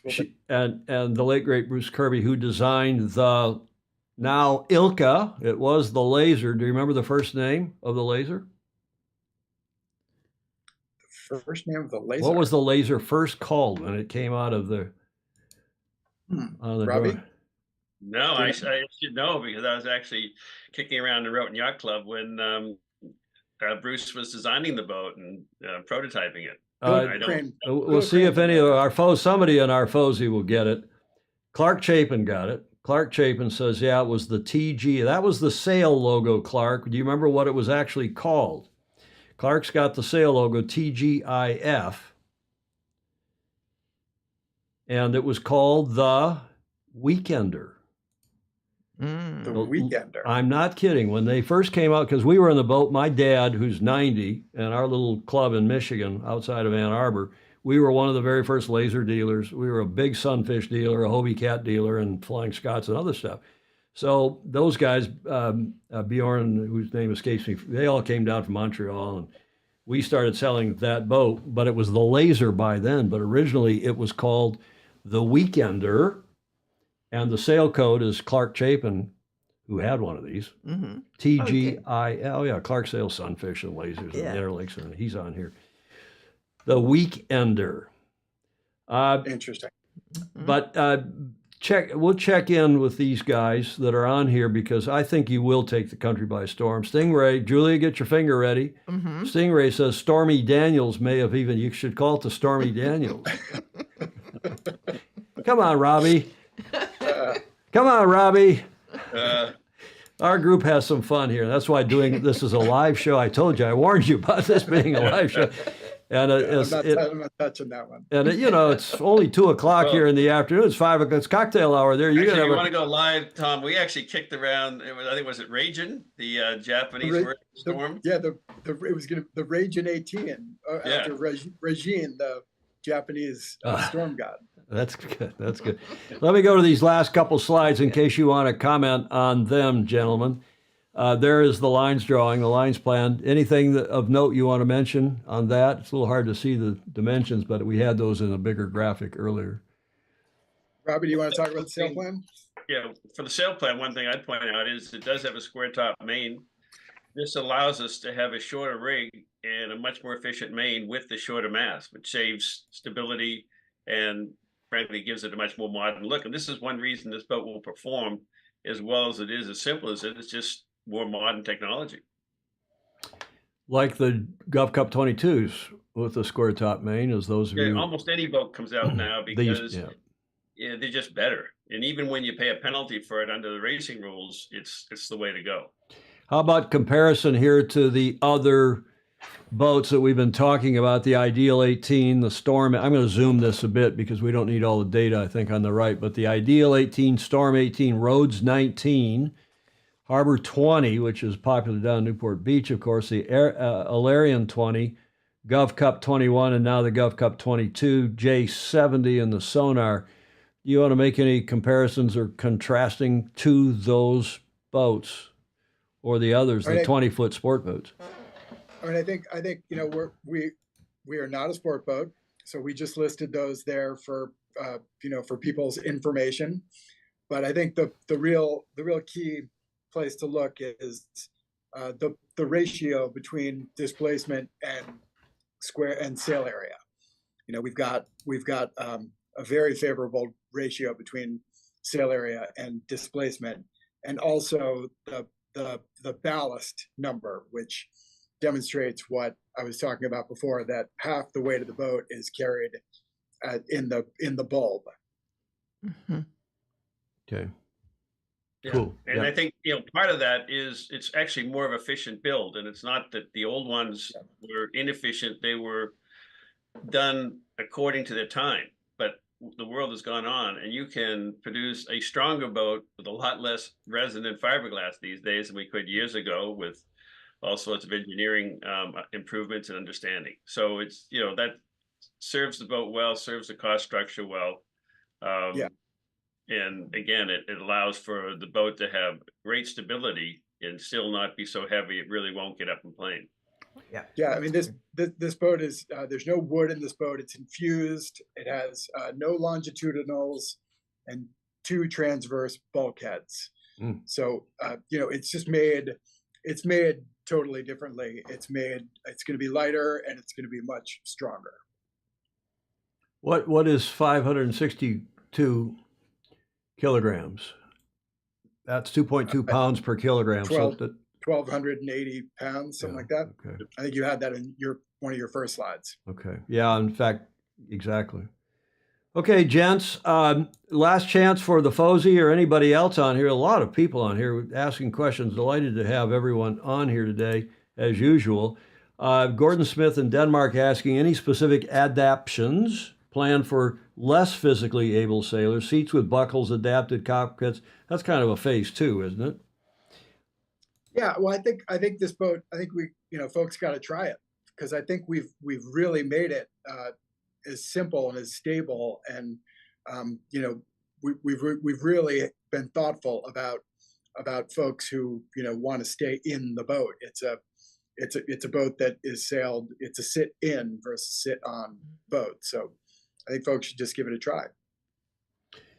Yeah, good point. One, again, Julia always reminds us to go back and read through the I can't possibly read all the comments, or Julia can't. So we do go back and look. We leave we're one of the few live YouTube, Facebook type shows that leave the comments open in replay, because our audience is so respectful and they don't leave crutonic comments for the most part. If they do, we flick them, and it's one and gone. And also because there's not one time when everybody watches. People watch around the world all the time. Exactly. So you get lots of new comments and good stuff. So do go back, everybody, and we will as well. A couple last questions. Tim Britton asking, spar materials. Is it carbon or aluminum? What is it, guys? It's aluminum. Okay. Robbie, you want to talk about that, since you were part of that? We went with aluminum because there's a significant cost advantage for aluminum. And it turned out, when you analyze the loads on the boat, again, because of efficiency and with a little bit shorter spar with a square top, all led to not being the huge difference between aluminum and carbon as it is on a bigger boat. And it just saved a lot of money. Mm. Okay. So we ended up making going with a bespoke mast from Allen Brothers. Okay. Well, I think that's a good answer. I mean, you try and this is leads maybe nicely into this last comment or question, because the aluminum masts are just going to be easier to maintain and easier to deal with. Yep. No question. Part of simplicity.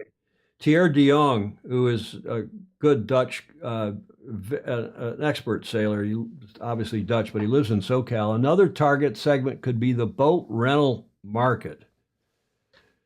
Good, stable, indestructible, and inexpensive to maintain. And I said, you know, we use Flying Scots at our little club for boat rentals because, again, they're indestructible, but they're, you know, a little big and imposing, and you're not going to sail a Flying Scot very comfortably out in open water.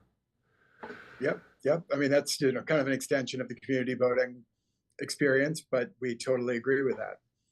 I also just wanted to mention my partner chimed in and reminded me to let you guys know that we've spoken with Betsy Allison and Jim Hahn about about the adaptive sailing element of this boat. So we are actively working towards making this boat adaptive sailing friendly. Okay, good. Guys, would you come back sometime and update us? It's a couple really, really interesting. Tell us one more time who your partners are. Bill Crane and Chris Daly are partners, and the entire team. Bob Ames is the naval architect. Casey Brown is our structural engineer. Dave Clark of Fulcrum Speedworks is our manufacturer, and Robbie is our sail development expert. And if they want to get in touch with you, yep, that is the address, the phone number to call, and the email, info@stormmarinegroup.com. anything else? No, I think the time to talk is the fact is it's no rush to hit the market. I know Bill and Karl really want to do some intensive sailing with the prototype and not be afraid to mark it up, change anything, and go forward that way, which I couldn't encourage more on any boat. Great. Yep, but we're shooting for June to have some prototypes to send around and get folks starting to sail this boat. That's pretty soon. It is pretty soon. Yep. Okay, well we're done. a long way down the road. Congratulations on the progress. I guess you are a co-founder. You are the Karl. You really co-founded this with Bill, right? Bill is your ostensible Yep. CEO, and you're the managing partner. Is that what I hear and read? Yep. Cool. Correct. Very good. A nice wrap-up comment here from John Sangmeister, who said simply, "Nice interview." Yes, indeed. Thank you, guys. Thank you very much. Come back Yeah. and keep us posted. Thanks also to Richard Matthews, who helped tee all this up and is doing a good job, I think, in support of your PR and public effort. Yeah, it'd be great to see it develop. There's the address one more time if you want to reach Karl, Robbie et al. Storm Marine Group, 38 people who are, we do have people who just listen to the show. So it's Storm Marine Group, 38 Cart Bridge, one word, cart like the horse cart, C-A-R-T, Bridge Road, Weston, Connecticut, 06883 here in the US of A. Email info@stormmarinegroup.com, info@stormmarinegroup.com. Correct. Okay, gents, thank you very much indeed. Much appreciated. Indeed. Thank you very Thank you, much. Tom. Thank you, Julia. Julia. Okay, that was obviously some very interesting and switched on guys, eh, Julia? And they're at a very interesting point, too, because they've done a lot and there's still, that. A lot to do. A too. lot to do. A lot to do. Karl Ziegler, one of the founders of Storm Marine Group, and Robbie Doyle, who's doing consulting on the sail plan. Great racing sailor in this country and leader and spark plug, somebody who, as I said, is past commodore of one of the most prestigious yacht clubs in this country, the Eastern, as we call it, not the Eastern Yacht Club, the Eastern. It's like Yes. no one calls it New York Yacht Club, it's New York. And what do we call St. Francis? St. Francis. Well, some people call it St. Franny, Yes. or I call it St. Fancy. that bugs people. Hey guys, that was great. Thank you Indeed. very much indeed. And let's, the Storm Marine Group is the name of that company, as we said. And would thank you again, all of you who are joining us here for show 688. We're closing in on 700, Julian, another. Yes, we got to figure out another sort of wonderful thing to do for 700. Speaking of wonderful, do you know what happened on this day in history? The 23rd and 24th. So we cover both today and tomorrow down under. What happened on this day in history, 1981, involving a sailor, a very cool sailor. Here's your first clue. We'll see who of the foes get this. Yeah, Alan Long saying, while you're pondering that slide, Alan forgot to ask, he says, forgot to ask how you like the new North logo. We'd been tipped off to that, and I didn't run it. We'll do that on Tuesday's show as a corrector crutonic. What happened on this day in history, 1981? There is your first clue via Wikipedia. Any idea, Julia? 1980, what, two? What? 1981, not that long. I said 81? that the other day, and somebody said, that was a long time ago. Tom." What happened, Julia? Fritz Mueller said Franco died. James Frederick Bland, he is close. I'll give him some applause. He says Juan Carlos, question mark. The next slide is another clue. Speaking of Juan Carlos, Hitler's first boat. No, 1981, Stingray. There's your second clue. Television. A young king in military garb. Here's your third clue. The king in a later photo. That is indeed His Majesty King Juan Carlos I of Spain. It is Juan Carlos, Fritz Mueller is saying, last century, 1981. And he was born, of course, in Rome during his family's exile. Juan Carlos was named the successor to Spanish dictator Francisco Franco over his father. He became the king on the 22nd of November, 75, after Franco's death 2 days earlier, and the monarchy was thus restored. Though he was expected by many to continue Franco's fascist and dictatorial policies, Juan Carlos is instead credited with beginning and supporting the Spanish transition to democracy, which culminated in a general election 2 years later in 77 and a new constitution in 78. An attempted coup was put down by the king in 1981 on this day. And there it is, in that hint slide that we gave you. The coup was attempted in Spain by elements of the Guardia Civil, they're called there, and the Spanish military. The failure of the coup marked the last serious attempt to revert Spain to Francoist government and served to consolidate Spain's democratization process, and indeed, I think a lot of other countries. King Juan Carlos I played a major role in foiling the coup. The coup? Who flew the coup, or the coup? And the monarchy emerged with a renewed legitimacy as a result. And how did he do that? He went on television at the height of this thing, when people were claiming he was actually backing the coup to keep his position, at 01:04 on the 24th. A speech that had been obviously hastily put together by him and his team was broadcast on national television with the king wearing the uniform of the Captain General of the Army. That's the highest person in their military, in their highest military Spanish military rank, to oppose the coup and its instigators. And the speech was recorded before it went live. They didn't do live TV. Most royals don't. And he said, "I address the Spanish people with brevity and a concision." I love that word. That does not apply to this show. No. "In the face of these exceptional circumstances, I ask for your serenity and trust. And I hereby inform you that I have given the Captains General of the Army, the Navy, and the Air Force the following order. Given the events taking place in the Palace of Congress, and to avoid any possible confusion, I hereby confirm that I have ordered the civil authorities and the Joint Chiefs of Staff to take any and all necessary measures to uphold constitutional order within the limits of the law.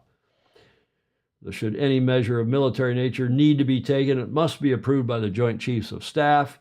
Finally, the crown symbol of the permanence and unity of the nation will not tolerate, in any degree whatsoever, the actions or behavior of anyone attempting through use of force to interrupt the democratic process of the Constitution, which the Spanish people approved by a vote in referendum."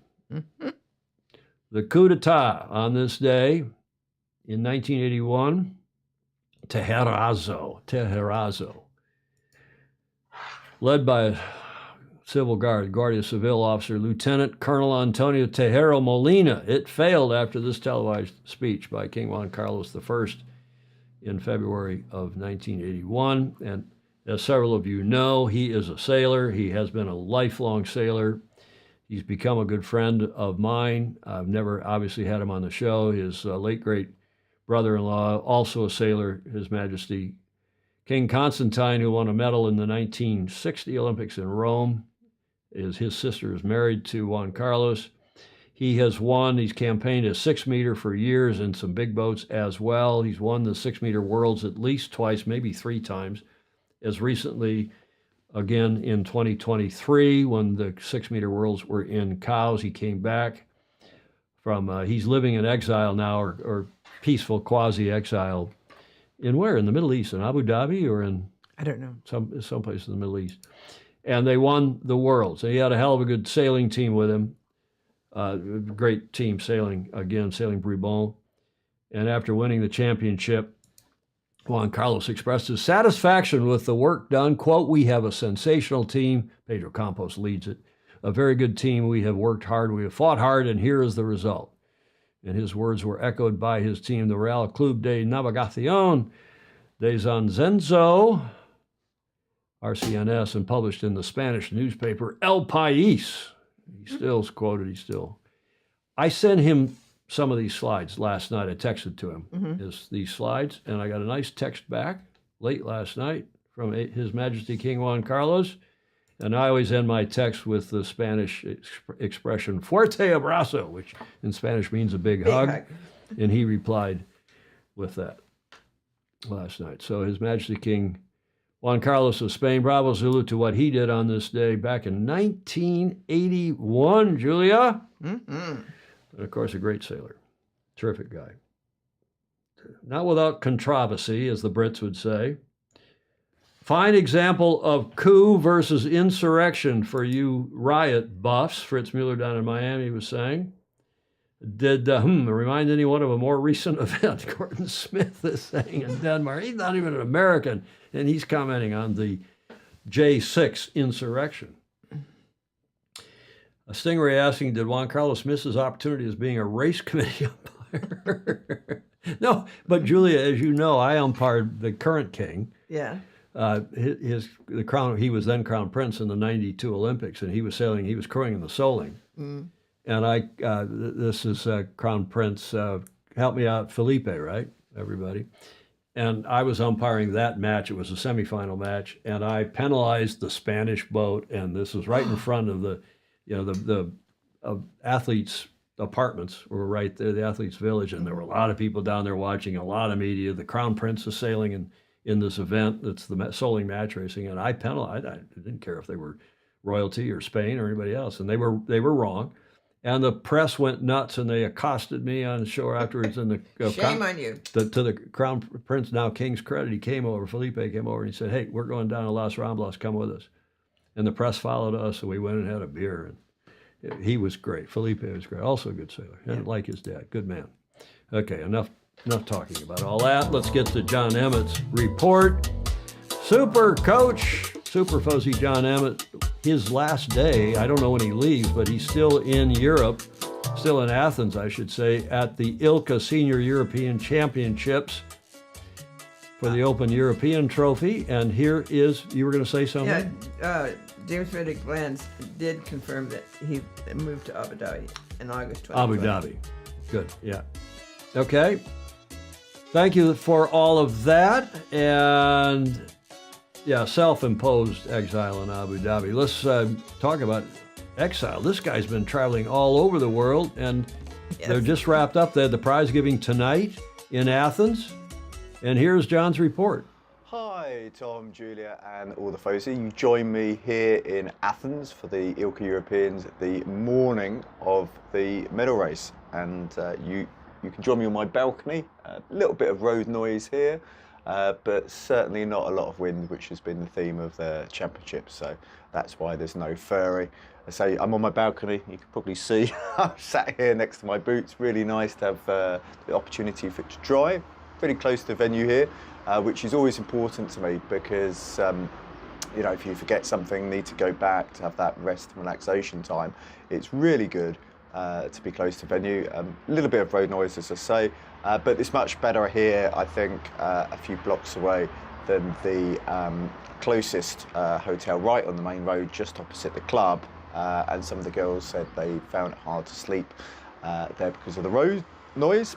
My hearing's not the best in the world, but certainly just trying to, make it as easy as possible. So that's why it's always important to check out the venue. But yeah, thoughts on the championships? Well, first of all, I've got to say massive congratulations. It's the medal race day today, and there's only 2 unqualified ILCA 6s in the medal race, which is Lithuania and Croatia. In fact, both arguably fighting for a medal, so congratulations to them. Not a betting man, but if you ask me, you know, to put something on paper before the event, I think probably I'd say they were the most likely to qualify, but it's often condition dependent and so on and so forth, but really happy for them. That happens because we have 6 races, and you need 6 races to make it a valid continental qualifier. Otherwise, I'm not sure what happens. Maybe they give the places to emerging nations, who knows. But yeah, that was good for them. So they can go out, really enjoy that race. I'm sure they will, because they got 6 races. 4 races to constitute championships, 6 the qualifier. So for the ILCA 7s, they've only got 5 races. So those guys have got a really hard day because they're going to have 3 Gold Fleet races. So appreciate a lot can change. The young Israelis actually winning, and then I think Slovenia and Ukraine are the top 3, and only 2 are going to get places for the games out of this event. But as I said, a lot can change. So hopefully we'll have good racing. It does look like the best racing we've had on the week so far, which has been predominantly light. In fact, as a side note for myself, I think one of the things I learned, I got a bit out of phase. The Adelaide Championships and Mar del Plata, they're pretty windy events, rewarded higher body weight, and for my height that's quite difficult, so I spent a lot of time gaining weight, and it feels ironic, but now probably got closer to the weight I need to be. I think we've got a light air championship, and there's obviously a lot of young guys here under 21s, so that optimisation is very important, and that segues onto the US trials. And I'm sort of looking out the window here and thinking, what a wonderful sport we have, because it's so variable, but that's going to be decided by the trials. Or at least it should be. I think if you're having a trials, you need to send the person who wins the trials. So it's a very different skill set, and I've talked about this a lot before, performing Gold Fleet racing when you've got 40 other fast people to race against, or racing against the sort of home crowd where you may only have 4 fast people. It's a very different skill set. The Olympic Games is very much the former skill set, where more or less all the boats are quick. When you get to Olympic Games, obviously the very front of the fleet will be a bit faster than the very back, but they're really, really tight packed, and it's much harder to put together a low point scoring regatta. What happens when you have a couple of standout performers? You end up with a situation which we've got in the ILCA 6s, where it's more like a match race scenario, and it's a very different skill set. So I think what we've seen with Charlotte Rose, who was leading the event but had a big score, I believe a 20th. Erica Reneke took advantage of that, sailed her down the fleet, and at the time of sat here, I think actually Charlotte Rose would be pushed down to 3rd. But I mean, fair play to Erica. That's exactly what I'll do. Everybody knows what the situation is going into the trials.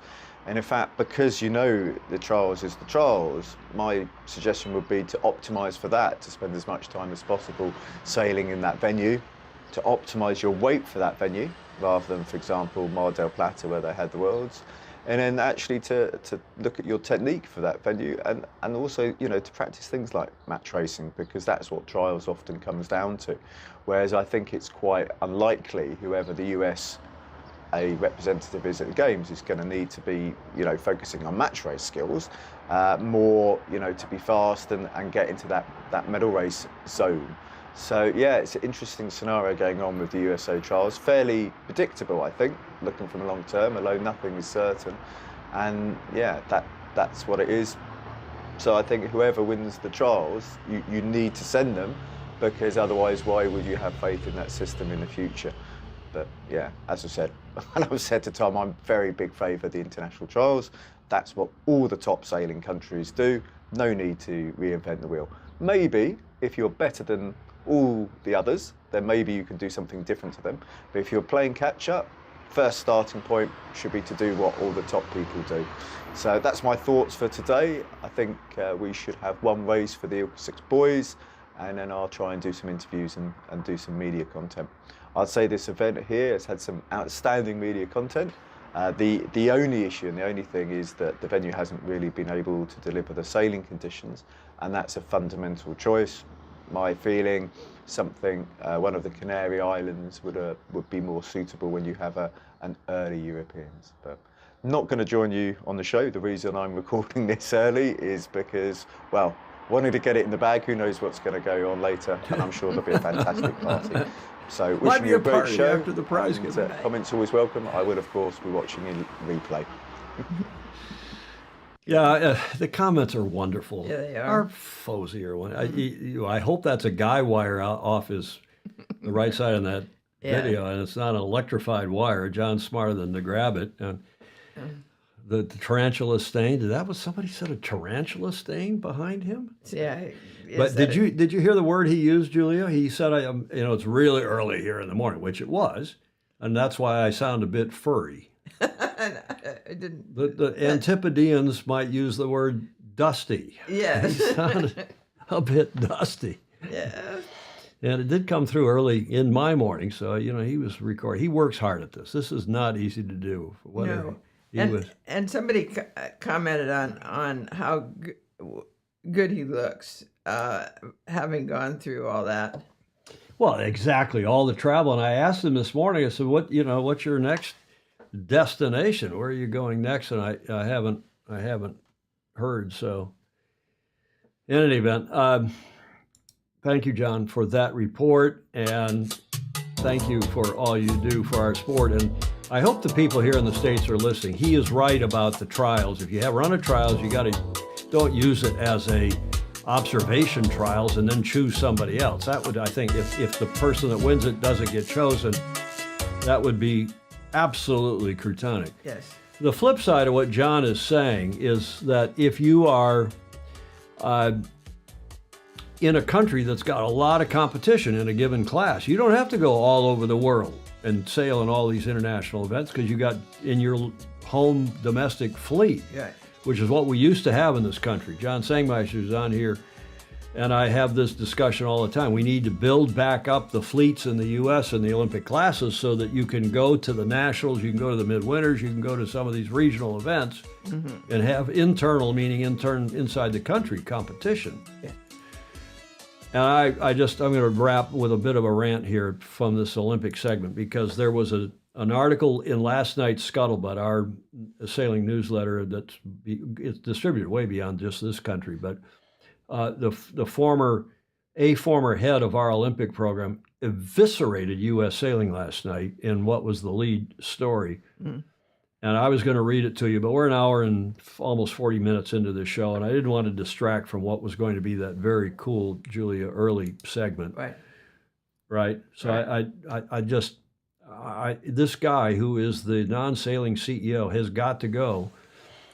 And this article in Scuttlebutt last night said everything we've been saying for months and more, and said it very articulately, very clearly, including that they got to stop the lawsuit now, drop the lawsuit, because it's been so expensive. It's been expensive, but it's been a PR disaster. Oh, yes. Clark Chapin was on here, and Rick Lyons, who will watch from my home club, will tell you that our race committee recommended to our board of directors at our little club.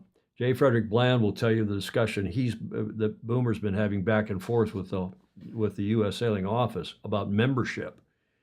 And the number of people who canceled their membership and just said, "Screw you," with a capital F, U.S. Sailing. We're too polite to say that, right, Julia?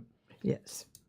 And our home yacht club, Portage Yacht Club, has, way before it was fashionable, way before you got some insurance benefits, required every member of our club to join U.S. Sailing in order to race. Yes. In our little, it's not a huge club by any means, but it was a significant gesture of support for the national governing body. And this wasn't when I was running it. This was well after I was executive director. And now that club this week voted to drop that requirement, and they sent a hard letter to U.S. Sailing and saying, until you drop the lawsuit and get on with it, Yes. we're not going to be a part of this. Yeah. And that's happening with clubs and classes and members across the country, because read the Scuttlebutt article last night. Maybe I'll read it on Tuesday's show, but it was very well Well, written. it's what everybody's been saying. Everybody's been saying. What's his name? Brenner. John. Remind me, somebody in the comments, the guy who not John Brenner, Dean Brenner. Dean Brenner, who used to run our Olympic program for 8 years, was on the team before that. Steve Gruber saying the Lightning class requires every participant to be a member of U.S. Sailing. J. Frederick Bland saying, I read that. The letter was from Portage, wasn't it? Yeah, directory. I sent it to you, I think, Boomer, James Bland. And Clark, who doesn't necessarily agree with everything that our club has done, but Clark's, he's in between a rock and a hard spot because he's very active in U.S. Sailing. And has been. And a huge supporter. Yes, absolutely. So he doesn't agree with everything in the letter, but he does certainly agree with drop the lawsuit now, which I think most everybody is. Okay, the non-sailing CEO has got to go. Quico pronto, the sooner the better. Tell you who else has not got to go because we love her increasingly with each passing report. I know, yeah. Huh? Absolutely. Go ahead. No, I just... Introduce the segment, Julia. We've been following her since, as Kayard calls it. Since she rounded the corn. The corn! In her yacht First Light, the Global Solo Challenge, and she is Cole Brower, of course, from Booth Bay, Maine. Delightful, smart, tough sailor that she is. And this was where she was on Tuesday's show, just about to cross the equator. She has now crossed the equator, going north, going up to finish in the northwest corner of Spain. She's doing about 140 nautical miles per day, give or take, as you can see in that little box. And that's where she was Tuesday, and that's where she is now, having crossed the equator. Did 161 nautical miles in the last 24 hours. That's where she is today. And here is her video report via her Instagram page. Hey guys, so I would say that it's not been super fun for the last couple days, and I don't know if it's going to get any more fun for the next couple days. It's been really wet. I'm down to the second reef and the trink right now, and the trinket is my second smallest sail. Super slammy. Tried to crack off just a little bit, but then still trying to get north. So it's been a little brutal. And super wet on the deck. Flying fish dead on the deck. Seaweed everywhere, and then there's sand from the Sahara Desert in the air. So it's kind of a little crazy right now, but just trying to get through. I think I've got probably about 5 or 6 days until I get to the Azores, and once I get to the Azores, hopefully I'm not going upwind nearly as much, but we'll see. All right. Have a lovely day, guys. Cheers. Yeah, I was wondering, Stingray, too. He's asking, did she say trink, her littlest sail? Can someone help? The trinket? Is that what she said? Maybe that's a name that she gave it. Yeah. But maybe, is that a term of art for a sail, some kind of a storm sail or something? I don't remember that. Great comments, as usual. Patrice Gallo-Rocklin has been making comments. Patrice, welcome to the show. I don't remember you I've seen you 1 or 2 comments, I think, in the past. Welcome tell us where you're from. Fritz Mueller is saying it's a storm trysail. French, it's the French word. John Sangmeister, thank you. The French trinquet. Trinquet. Brave, smart girl, sailor, with a lot of spark, indeed. Absolutely. Storm jib. It's a storm jib, so it's not a storm trysail. It's a jib, not a main, apparently. Trinquet, okay. Well, Sangmeister and Mueller and a couple others. Yes. Julie Aarons, love this young lady. She is always smiling. If I had Saharan desert sand blowing in my face, I would not be able to use language that polite. I would not still be smiling. I would not be looking like that, Julia. I used the picture of her from a couple days ago because I just loved this picture of her when she looked like she was at a resort somewhere. So happy. She's doing well.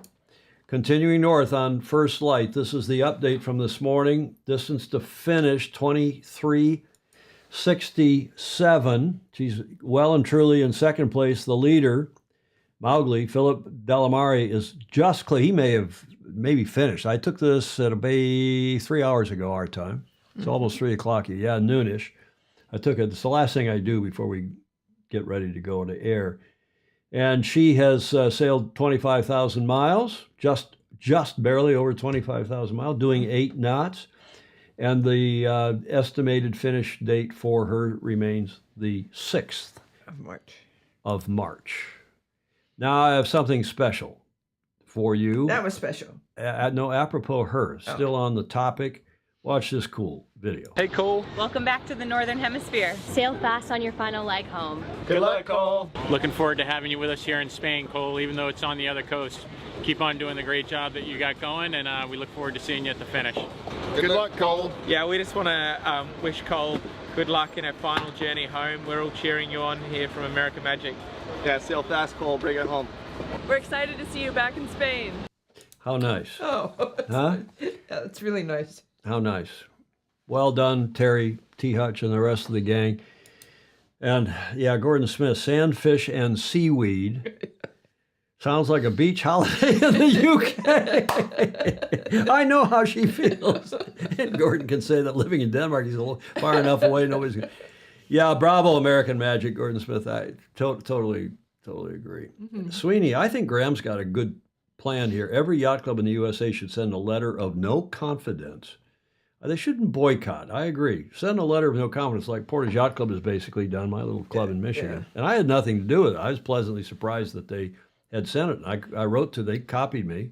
Clark actually copied me on the letter, and I wrote to them and said, bravo Zulu, to you all. We talk about it. I'm not going to publish it. It's private between the club and... Never get sand in your Schlitz. You know what Schlitz is, Julia? Beer. Exactly. Milwaukee's, was it Schlitz? Was that from Milwaukee? I can't remember. Yeah. Let's do Sail GP, shall we? That thing is starting here, and it's all through about 5 hours. We're at Saturday morning down under, and they did not practice race today because first there was no wind.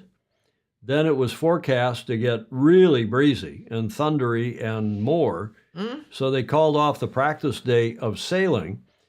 But they issued a video, and it's a little longer than we normally play, but it's called it's the walkabout. But have a look. It's a cool video, 8 minutes, of what's going on in first early this morning when there was no wind, as I said, and now it's breezing up and getting stormy this afternoon. Welcome to the Tech Walk for the KPMG Australia Sail Grand Prix. It is the 8th event of season 4, and I'm so excited to be back here. It's personally one of my favorite stops on the circuit. We're going to dive on into the tech site and see how everyone's feeling ahead of this weekend's racing. Well, Canada is the lucky team to be first on the waters here in Sydney. They're actually testing the new high-speed boards that we're going to see in season 5, but a little bit of extra training time out on Sydney Harbour. I've just spotted 2 Canadian team members, Phil Robertson and CJ, their wing trimmer. Let's see if I can catch up and have a chat. We got a cameraman. Yeah, I am chasing you down. You get to go sailing today. You looking forward to it? Yeah, I'm really looking forward to it. I just got off a 50-hour flight, and welcome to the club, mate. Welcome to. Yeah, I know how you guys feel the rest of the year, but no, it's good. We're looking forward to it. And Phil testing the high-speed boards. How are they going? Are you enjoying them? Yeah, it's cool. It's very different T-foils, so they respond quite differently to the L4s that we use now, but yeah, they're a lot of fun. We're going to make them a little bit smaller soon and get to go faster. And the point is to reduce cavitation, so you're gonna absolutely smash that speed record in season 5, right? I will give it a go today and see what happens. Well, Sydney did deliver last year some good win and good action. CJ, you looking forward to maybe a little bit of change of pace this weekend? Yeah. I mean, as we've said in the, or as a lot of people have said in the kind of pre-race stuff, this is where everyone's going to see the inexperience coming through, and hopefully we'll get absolutely chanking 25 knots and off the city, super shifty, super gusty, and yeah, it'll be fun. And hopefully we'll get a bit of it today to really give those T4s a proper push. Yeah, so watch out for the Canadians this weekend. Come on, always watch out for us. Mad Max. Have a fun day, guys. See ya. Well, we heard from the Canadians that all the pressure is on the new teams, and one of those teams is the German Sail GP team. We did actually hear that the team have headed out for some reconnaissance on Sydney Harbour, so even though they're not sailing today, they're trying to get their bearings. I'm going to grab them as they get off the water and see what they found out.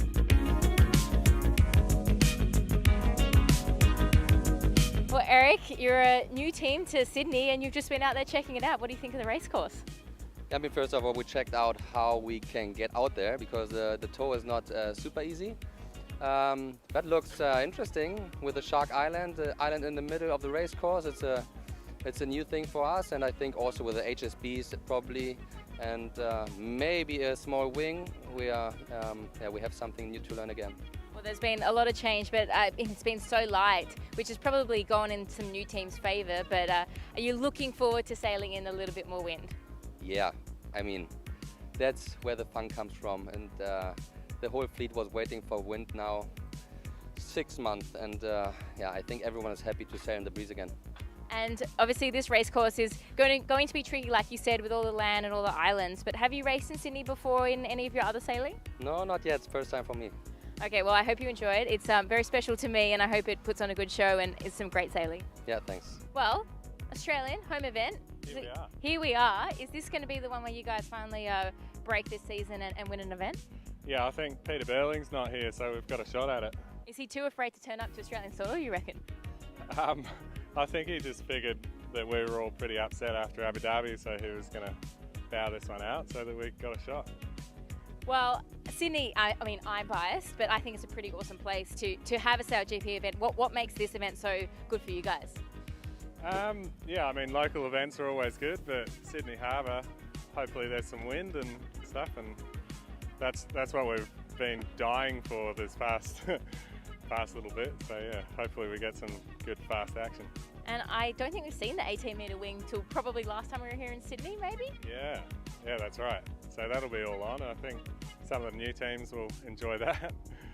And the coffee's also good in Australia. Yeah, coffee's good. First thing I did when I landed here was got a good coffee, so yeah. Perfect. Well, we'll let you go, and I'm sure you guys are prepping, but have a great race weekend, and I'll talk to you soon. Thanks.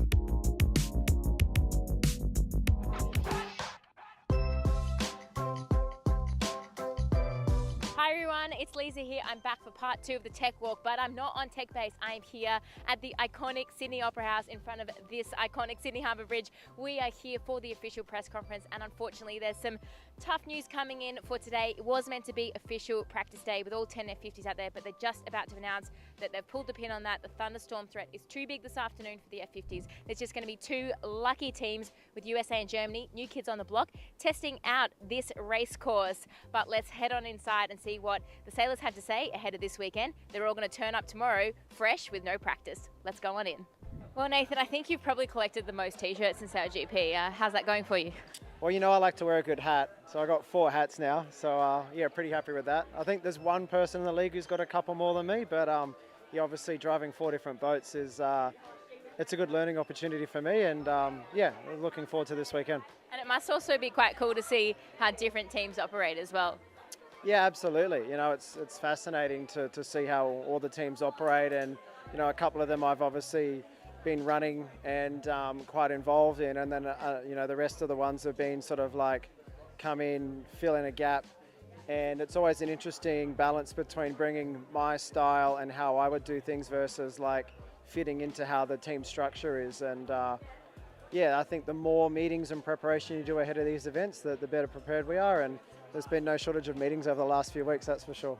Well, we all know you're Aussie, you've represented Australia at the Olympic Games, but you actually live in New Zealand and you sail with the Kiwis on a regular basis, so honorary Kiwi taking the wheel. Yeah, everyone loves a good Kiwi-Aussie bit of banter. Yeah, as you said, I've represented Australia at 3 Olympic Games and grew up here, love sailing on Sydney Harbour. But yeah, for the last 5 or 6 years I've been living in New Zealand. My wife's from there, our 2 boys are from there. They've only got the Kiwi passports, which I still need to fix. Everyone reminds me of that. And yeah, working with Emirates Team New Zealand. So the last 2 years I've been every day hanging out with Pete and Blair, Josh and Andy, and you know, the rest of the whole team. And so yeah, every morning it's a coffee discussion about America's Cup, but we're always talking about Sail GP too. And yeah, for once I'll get to join in this weekend and be a part of the full team. And just quickly, how much are you looking forward to actually getting out of some big breeze and sending it on that race course? Yeah, I was trying to think the last time I drove a boat in more than 5 knots, and I think we're going back to Saint-Tropez, not last year, but the year before that. So it's been a year and a half since I've driven one of these things at high speed, but I'm sure it'll come back to me by the time I get to Shark Island. A southerly on Sydney Harbour is amazing. We'll have the high-speed boards on, so we'll get some good top speeds, and it'll be a bit of a boat handling track, you know, like really shifty, tacking on all the shifts, and we've done a few days over the last 5 years here in that wind direction, so a bit of study to do tonight just to make sure I remember how all the shifts work, but you know, it's exactly what the event needs, a good breezy day. We've just had so many light events this season, and yeah, I'm happy to be here for a windy day. I'm normally stuck on the tech side, but as you see, I was at the Opera House this morning, and now I'm on Shark Island, known as Genesis Island, for this weekend. This is the ticket experience. It's going to be absolutely epic. The boats will be coming right past here. It's an amazing view, and I'm really jealous for everyone who gets to watch from here this weekend.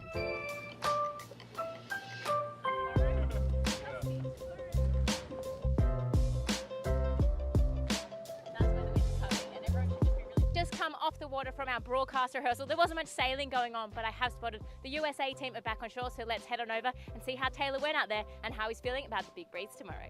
Well, Taylor, it wasn't really the day you were looking for today. It was a bit light and miserable, but it's all on tomorrow. Yeah, a bit unfortunate. We thought we were going to have a little bit of breeze to sail today, but we ended up going out and towing around for a while, which is still beneficial. We're training up a new flight controller, so all gains in that area, which is nice. But yeah, I think tomorrow's looking great. You know, I think we're gonna have anything from like 13 to 20 knots of breeze. So let's go. Perfect. And you've sailed in Sydney Harbour before, and you've done SailGP as a flight controller. It's gonna get pretty small, pretty fast, going the speeds you might go tomorrow. Yeah, this is our third SailGP event here in Sydney Harbour, so excited to be back. And yeah, we've always had great events, and it looks like we're gonna have a puffy southerly tomorrow, which I've sailed in before, and you know, the island in the middle of the race course. So it makes things very exciting, and there's a lot of action and lead changes, and we're looking forward to it. And obviously you guys had an awesome event in Abu Dhabi, but it'll be a different game tomorrow. But do you have confidence with your team moving forward into heavier breeze? Has it been a nice little step up?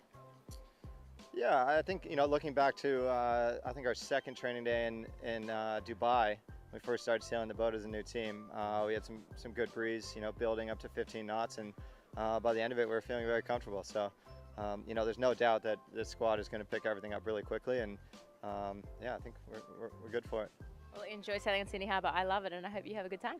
Yeah, thank you so much. Looking forward to this iconic backdrop, so it'll be fun. It's going to be pretty hard to predict who's going to do well this weekend. Obviously, we had no practice. We've got big wins on Saturday and a little bit lighter on Sunday, so we're going to see a little bit of everything. I still think those Aussies have something to prove back on home waters. I think they're going to take the win. I think New Zealand will actually be up there, and I think the French will be back on form as well. So we'll have to check in on Sunday and see how it went. That's it for the Tech Walk this weekend, and I will see you soon for the debrief. Tech Walk, that's what they call it. Okay, I agree with the commenters who say Lisa Darmanin is just charming and smart.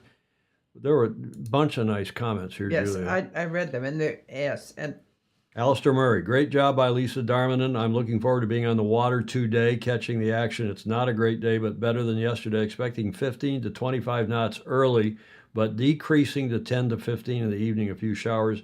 Bring it on. Chris actually saying, we'd love to have your impressions, Alistair, on Tuesday. Alistair, so would I. Clark's looking at the Wonderground, Weather Underground. It looks like it's okay. Ted Ryman says, yeah, baby Shark Island. Where's Jody? I texted Jody. I believe he's supposed to be there doing the VIP commentary on Shark, Don't Call Me Genesis Island, but we shall see. And nice stuff by Lisa, to be sure. Well, there's another comment I wanted to grab here. Look at the Julie Aaron said, look at the sky, picture perfect. Well, there is a live shot. While that video was playing, that's 9:58 in the morning down there now on their Saturday. And if you get a shot with some flags in it, I was watching the video out of one corner of my eye here. There you go. Yeah. You can see the flags, even the big heavy flags are standing nearly straight out on top of the bridge and on top of the building. So there's some breeze, but apparently it's not as Stingray thought it was going to be terrific to terrifying, fresh to frightening. I'm not sure. We'll see. We'll rely on Alistair Murray, who is there to tell us what's going to happen. And, of course, the big story seems to be that the Aussie, Nathan Outeridge, as we told you on Tuesday, is going to drive for New Zealand while Pete Burling is on parental leave. Paternity or parental? Parental is good. That's Sure. non-genders. That's really politically correct. Parental leave. I like Yes. paternity leave. Maybe he's the mother. I mean, this is 2024, Oh, I Julia. know. Maybe he's the mother. Mhm. Who knows? When somebody asks, well, do you only have one kid? I said, as far as I know. You think a woman can say that? As far as I know. Okay, sorry. We can't be politically correct here all the time. SailGP veteran Nathan Outeridge will step behind the wheel, as we told you on Tuesday, of New Zealand's F50 Amakura this weekend in Sydney with driver and co-CEO Pete Burling at home for the birth of their first child. Okay, we're not going to reread that slide, but I want to ask you all your predictions. Who is going to win? Lisa picked Australia first, New Zealand second, France third. I was surprised by their French choice. Mhm. I think Taylor and co, the U.S. team, are on the rise. I think they will like the breeze, Julia. What's your pick? You get to go first, ladies first. Oh, I don't know. I really don't know. Bing bong, the birthing person. Ted Ryman likes Great Britain's chances. Now that we're going to show you a video. Let's go show you that video and then come back. Put your thinking caps on. Tell me who you think will be 1, 2, and 3 Okay. down there. And let's show you the Emirates video that just came out. Today was meant to be practice day, Friday here in Sydney. Yeah, unfortunately no sailing. Although there hasn't been a great deal of wind at the moment, or yet in the day, it is forecast to get quite fresh quite quickly with some thunder, lightning, heavy rain around. So yeah, we've been held ashore today, and yeah, we're coming in cold tomorrow. Yeah, very much looking forward to tomorrow. Should be a good day. We're racing late in the afternoon. We're hoping that we're going to be able to get out early in the morning for a bit of a practice session, which would be very good indeed. Yeah, just looking forward to getting into it, getting foiling. Obviously my second event here, and really feels like my first, to be honest. With Abu Dhabi being so light. Yeah, it's an amazing venue. Yeah, really cool. You know, Sydney Harbour's so iconic. Very famous for its sailing, and yeah, looking forward to it. So there's a preview from the British team, and you want to give your choice 1, 2, 3? I don't. Okay. Well, you're entitled to that. You're the bloody coordinating producer. You're I don't Commodore. You can do what you want. Ask me after a day of sailing. Stingray says, my guess is New Zealand, Australia, Denmark to make the finale, to make the final 3. Clark Chapin saying there is nothing like the birth of your first child. Good on Peter. I agree. When Meg was born, as I said on Tuesday's show, I took 8 months off after that. Changed a lot of diapers and had a ball doing so, helping Leslie. Gordon Smith, of course, would like to see Rockwell Denmark lift their performance as well as Emirates GB. Wait, if there is no sailing, then how that? Okay, that was there's another shot live from Sydney. That was shot from down there, the Brits, on their Friday night, because they only let the Americans and the Germans out this morning, and that was so the race committee could test their instrumentation and so on. But you can see there's some breeze on the on the water, and flags are flying stiff straight out. Anything else? Graham Sweeney says too hard to call. Not forgetting, Ted Ryman says that Sir Ben won in Sydney not so long ago. Pedro Foiling Sailor, who is there? Peter, how is the weather where you are? He's right there at the foot of the bridge. 1, Australia. 2, another Australian skipper. And 3, the other Australian skipper. He's probably right. It could be. And actually saying the same thing. Australian, well, the USA skipper is not Australian, but he's Oz, New Zealand, and USA. Australia first, and Alistair Murray is saying, then no idea and don't care.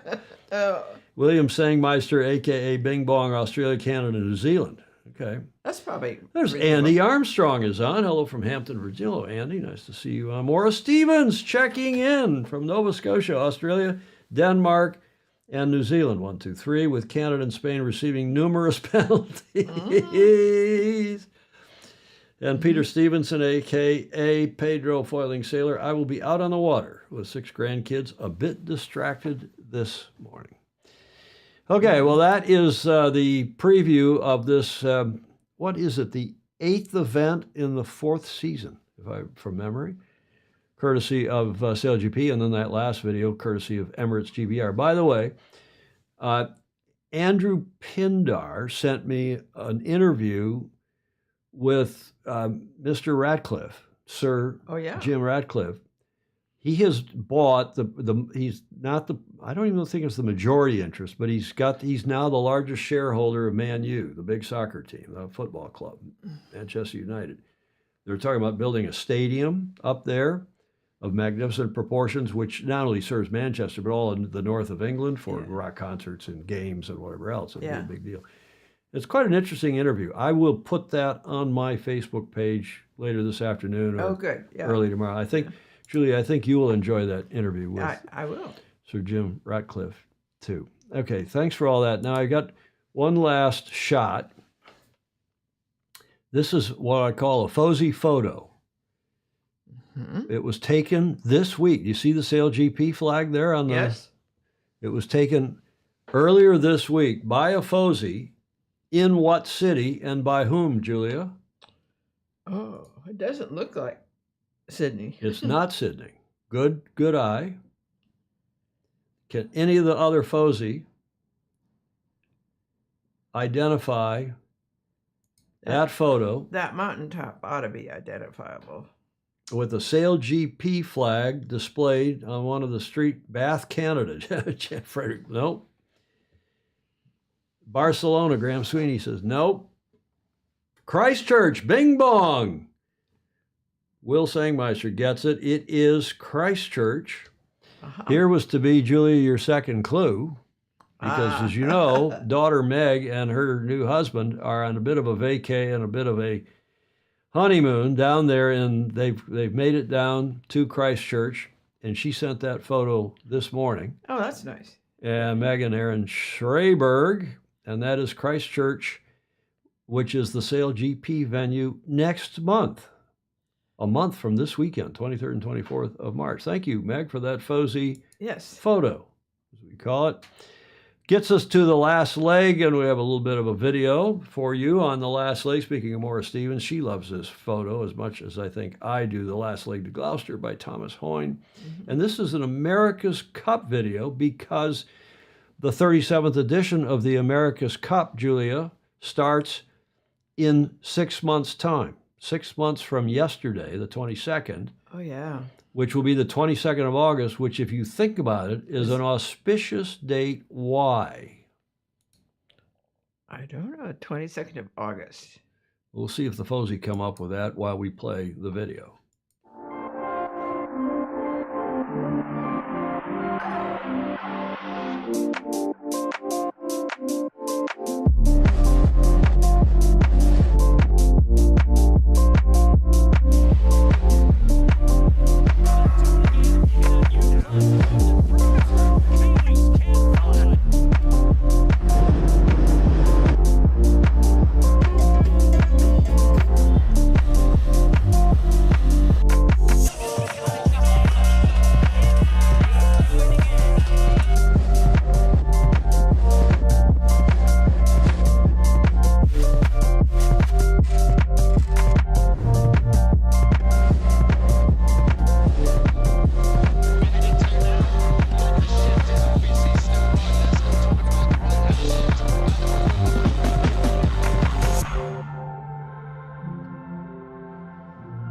Six months from yesterday, hard to believe, it's upon us. We got to start thinking about whether we're doing watch parties or whether we're going or, what's going on. Yes. But what happened on the 22nd of August, why is that an auspicious, significant date, Julia? The comments, one of the commenters is correct. It's not the equinox. Not the day the 83 Cup started. It's not the day someone set a record in a bicycle race, Stingray, you crouton. Baton Rouge has it. You see that? Baton Rouge! Bravo Zulu to him because it's AC0. That the Isle of Wight race, the race around the Isle of Wight, well done. was on the 22nd of August, 1851. So I think somebody, Grant Dalton or somebody's done a clever thing here to start AC 37. The racing. That's the pre-racing and that preliminary regatta and the Louis Vuitton Cup, the Challenger Selection Series, starting on the 22nd of August. A whole bunch of years later. What do you think of that? I think that's terrific. I do too. I like it. Okay, well, thanks for joining us for 688. We've got Whiskey Tango Foxtrot. I have but one slide for today, and it's a good one. And since this is the sailing show with a drinking habit, or a drinking show with a sailing habit, exercise makes you look better naked. Is that true? So does tequila. Your choice. That's the only one I ran. That made me laugh so hard I saw that. Of course, I've stopped drinking anything on my 70th birthday. I said, I'm just going to stop drinking. No particular reason. I said this before, Julie. I thought I'd feel different. I was hoping you'd feel better or worse. I don't feel any different. I don't feel any different. Oh, no. I've been drinking for, 3 months? No you difference. just look pale. Maybe, no, come on. I got to tune the camera up here or put on more makeup or something. Yeah. Let's forget about us and talk about what a beautiful, fantastic sport we have as we are at the finish line. And we ask everybody to like, follow, and share. Yeah, push the button. And the reminder that we are going live. Do it, please. Yeah. Comments are welcome, even in replay. Those of you watching in replay, we leave the comments open. Yeah. Because we check to be sure that everybody's behaving themselves. But more importantly, we check because there are a lot of interesting comments, especially for the speakers. And I didn't make a big point of telling them that, but they will just be very interested. Indeed. We'll go back. We'll text the guy. They were great. That was thanks, Richard Matthews. Again, thank you for that, helping to tee that up. Thanks for your support, all of you who do support us via patreon.com/join/sailing illustrated. Got a bunch of patrons. I keep saying I'm going to put the list up there. That requires a little more than just a quick, I got to do it properly and will do so. Thanks to these guys, as we said, Karl Ziegler and Robbie Doyle, who are our live guests as opposed to dead guests. I don't know why. They were our guests. They were our live guests. Via Zoom. Live via Zoom. Somebody asked, why do you use Zoom? Because it's easier to run multiple speakers, multiple instances on Zoom than it is on Skype. Skype's okay. Skype's technically much better, which is why I use it for single guests. For one single guess, not that they're single. Okay, enough of all that. Storm Marine Group's the name of their company. I will post again the address and so on my Facebook page if you want to look at it. Thanks to everybody for your images, your graphics, your videos, and the audio for today's show. Julia, final thoughts? I don't have any. I guess. Okay. It was a good show. Lots of stuff always to think about. Yeah, and thank you again, all of you. Rick Bannerow, who helps a lot. He gave me some insight. Lots of love for Norotan Yacht Club and their fine sailors in the show. Indeed, Alan Long, great show. Patrice Gallo-Rockland, tell us where you're from, Patrice, so I don't have to go look it up on your Facebook page. Nice to have you on here regularly. She's been on a lot lately. And tune into Sail GP in just a little bit, Julia. We can watch Sail GP. Yep. I think it's 8. I wrote it down. I had it in one of the slides too, but it's at 8:51 our time. Okay. So just before 9 o'clock must be when the racing starts. 9 o'clock our time, which is midnight on the East Coast, which is 8 plus 8. So it's 4 in the morning in Europe, or at least UTC. Patrice says she is she's Oak Cliff Sailing. Great. Okay. Thank you. Ken Saban warming up here in Toledo. My time for watching you, Tom, is going to be just cut to listening. Have a great weekend, everyone. Thank you, Ken Saban. We always enjoy having you on for the show. Everybody have a great weekend wherever you are. Enjoy Sail GP. We'll hope to see you on Tuesday at the regular time, 1300 Pacific. In the meantime, sail fast, sail safe, and have fun. Ciao for now.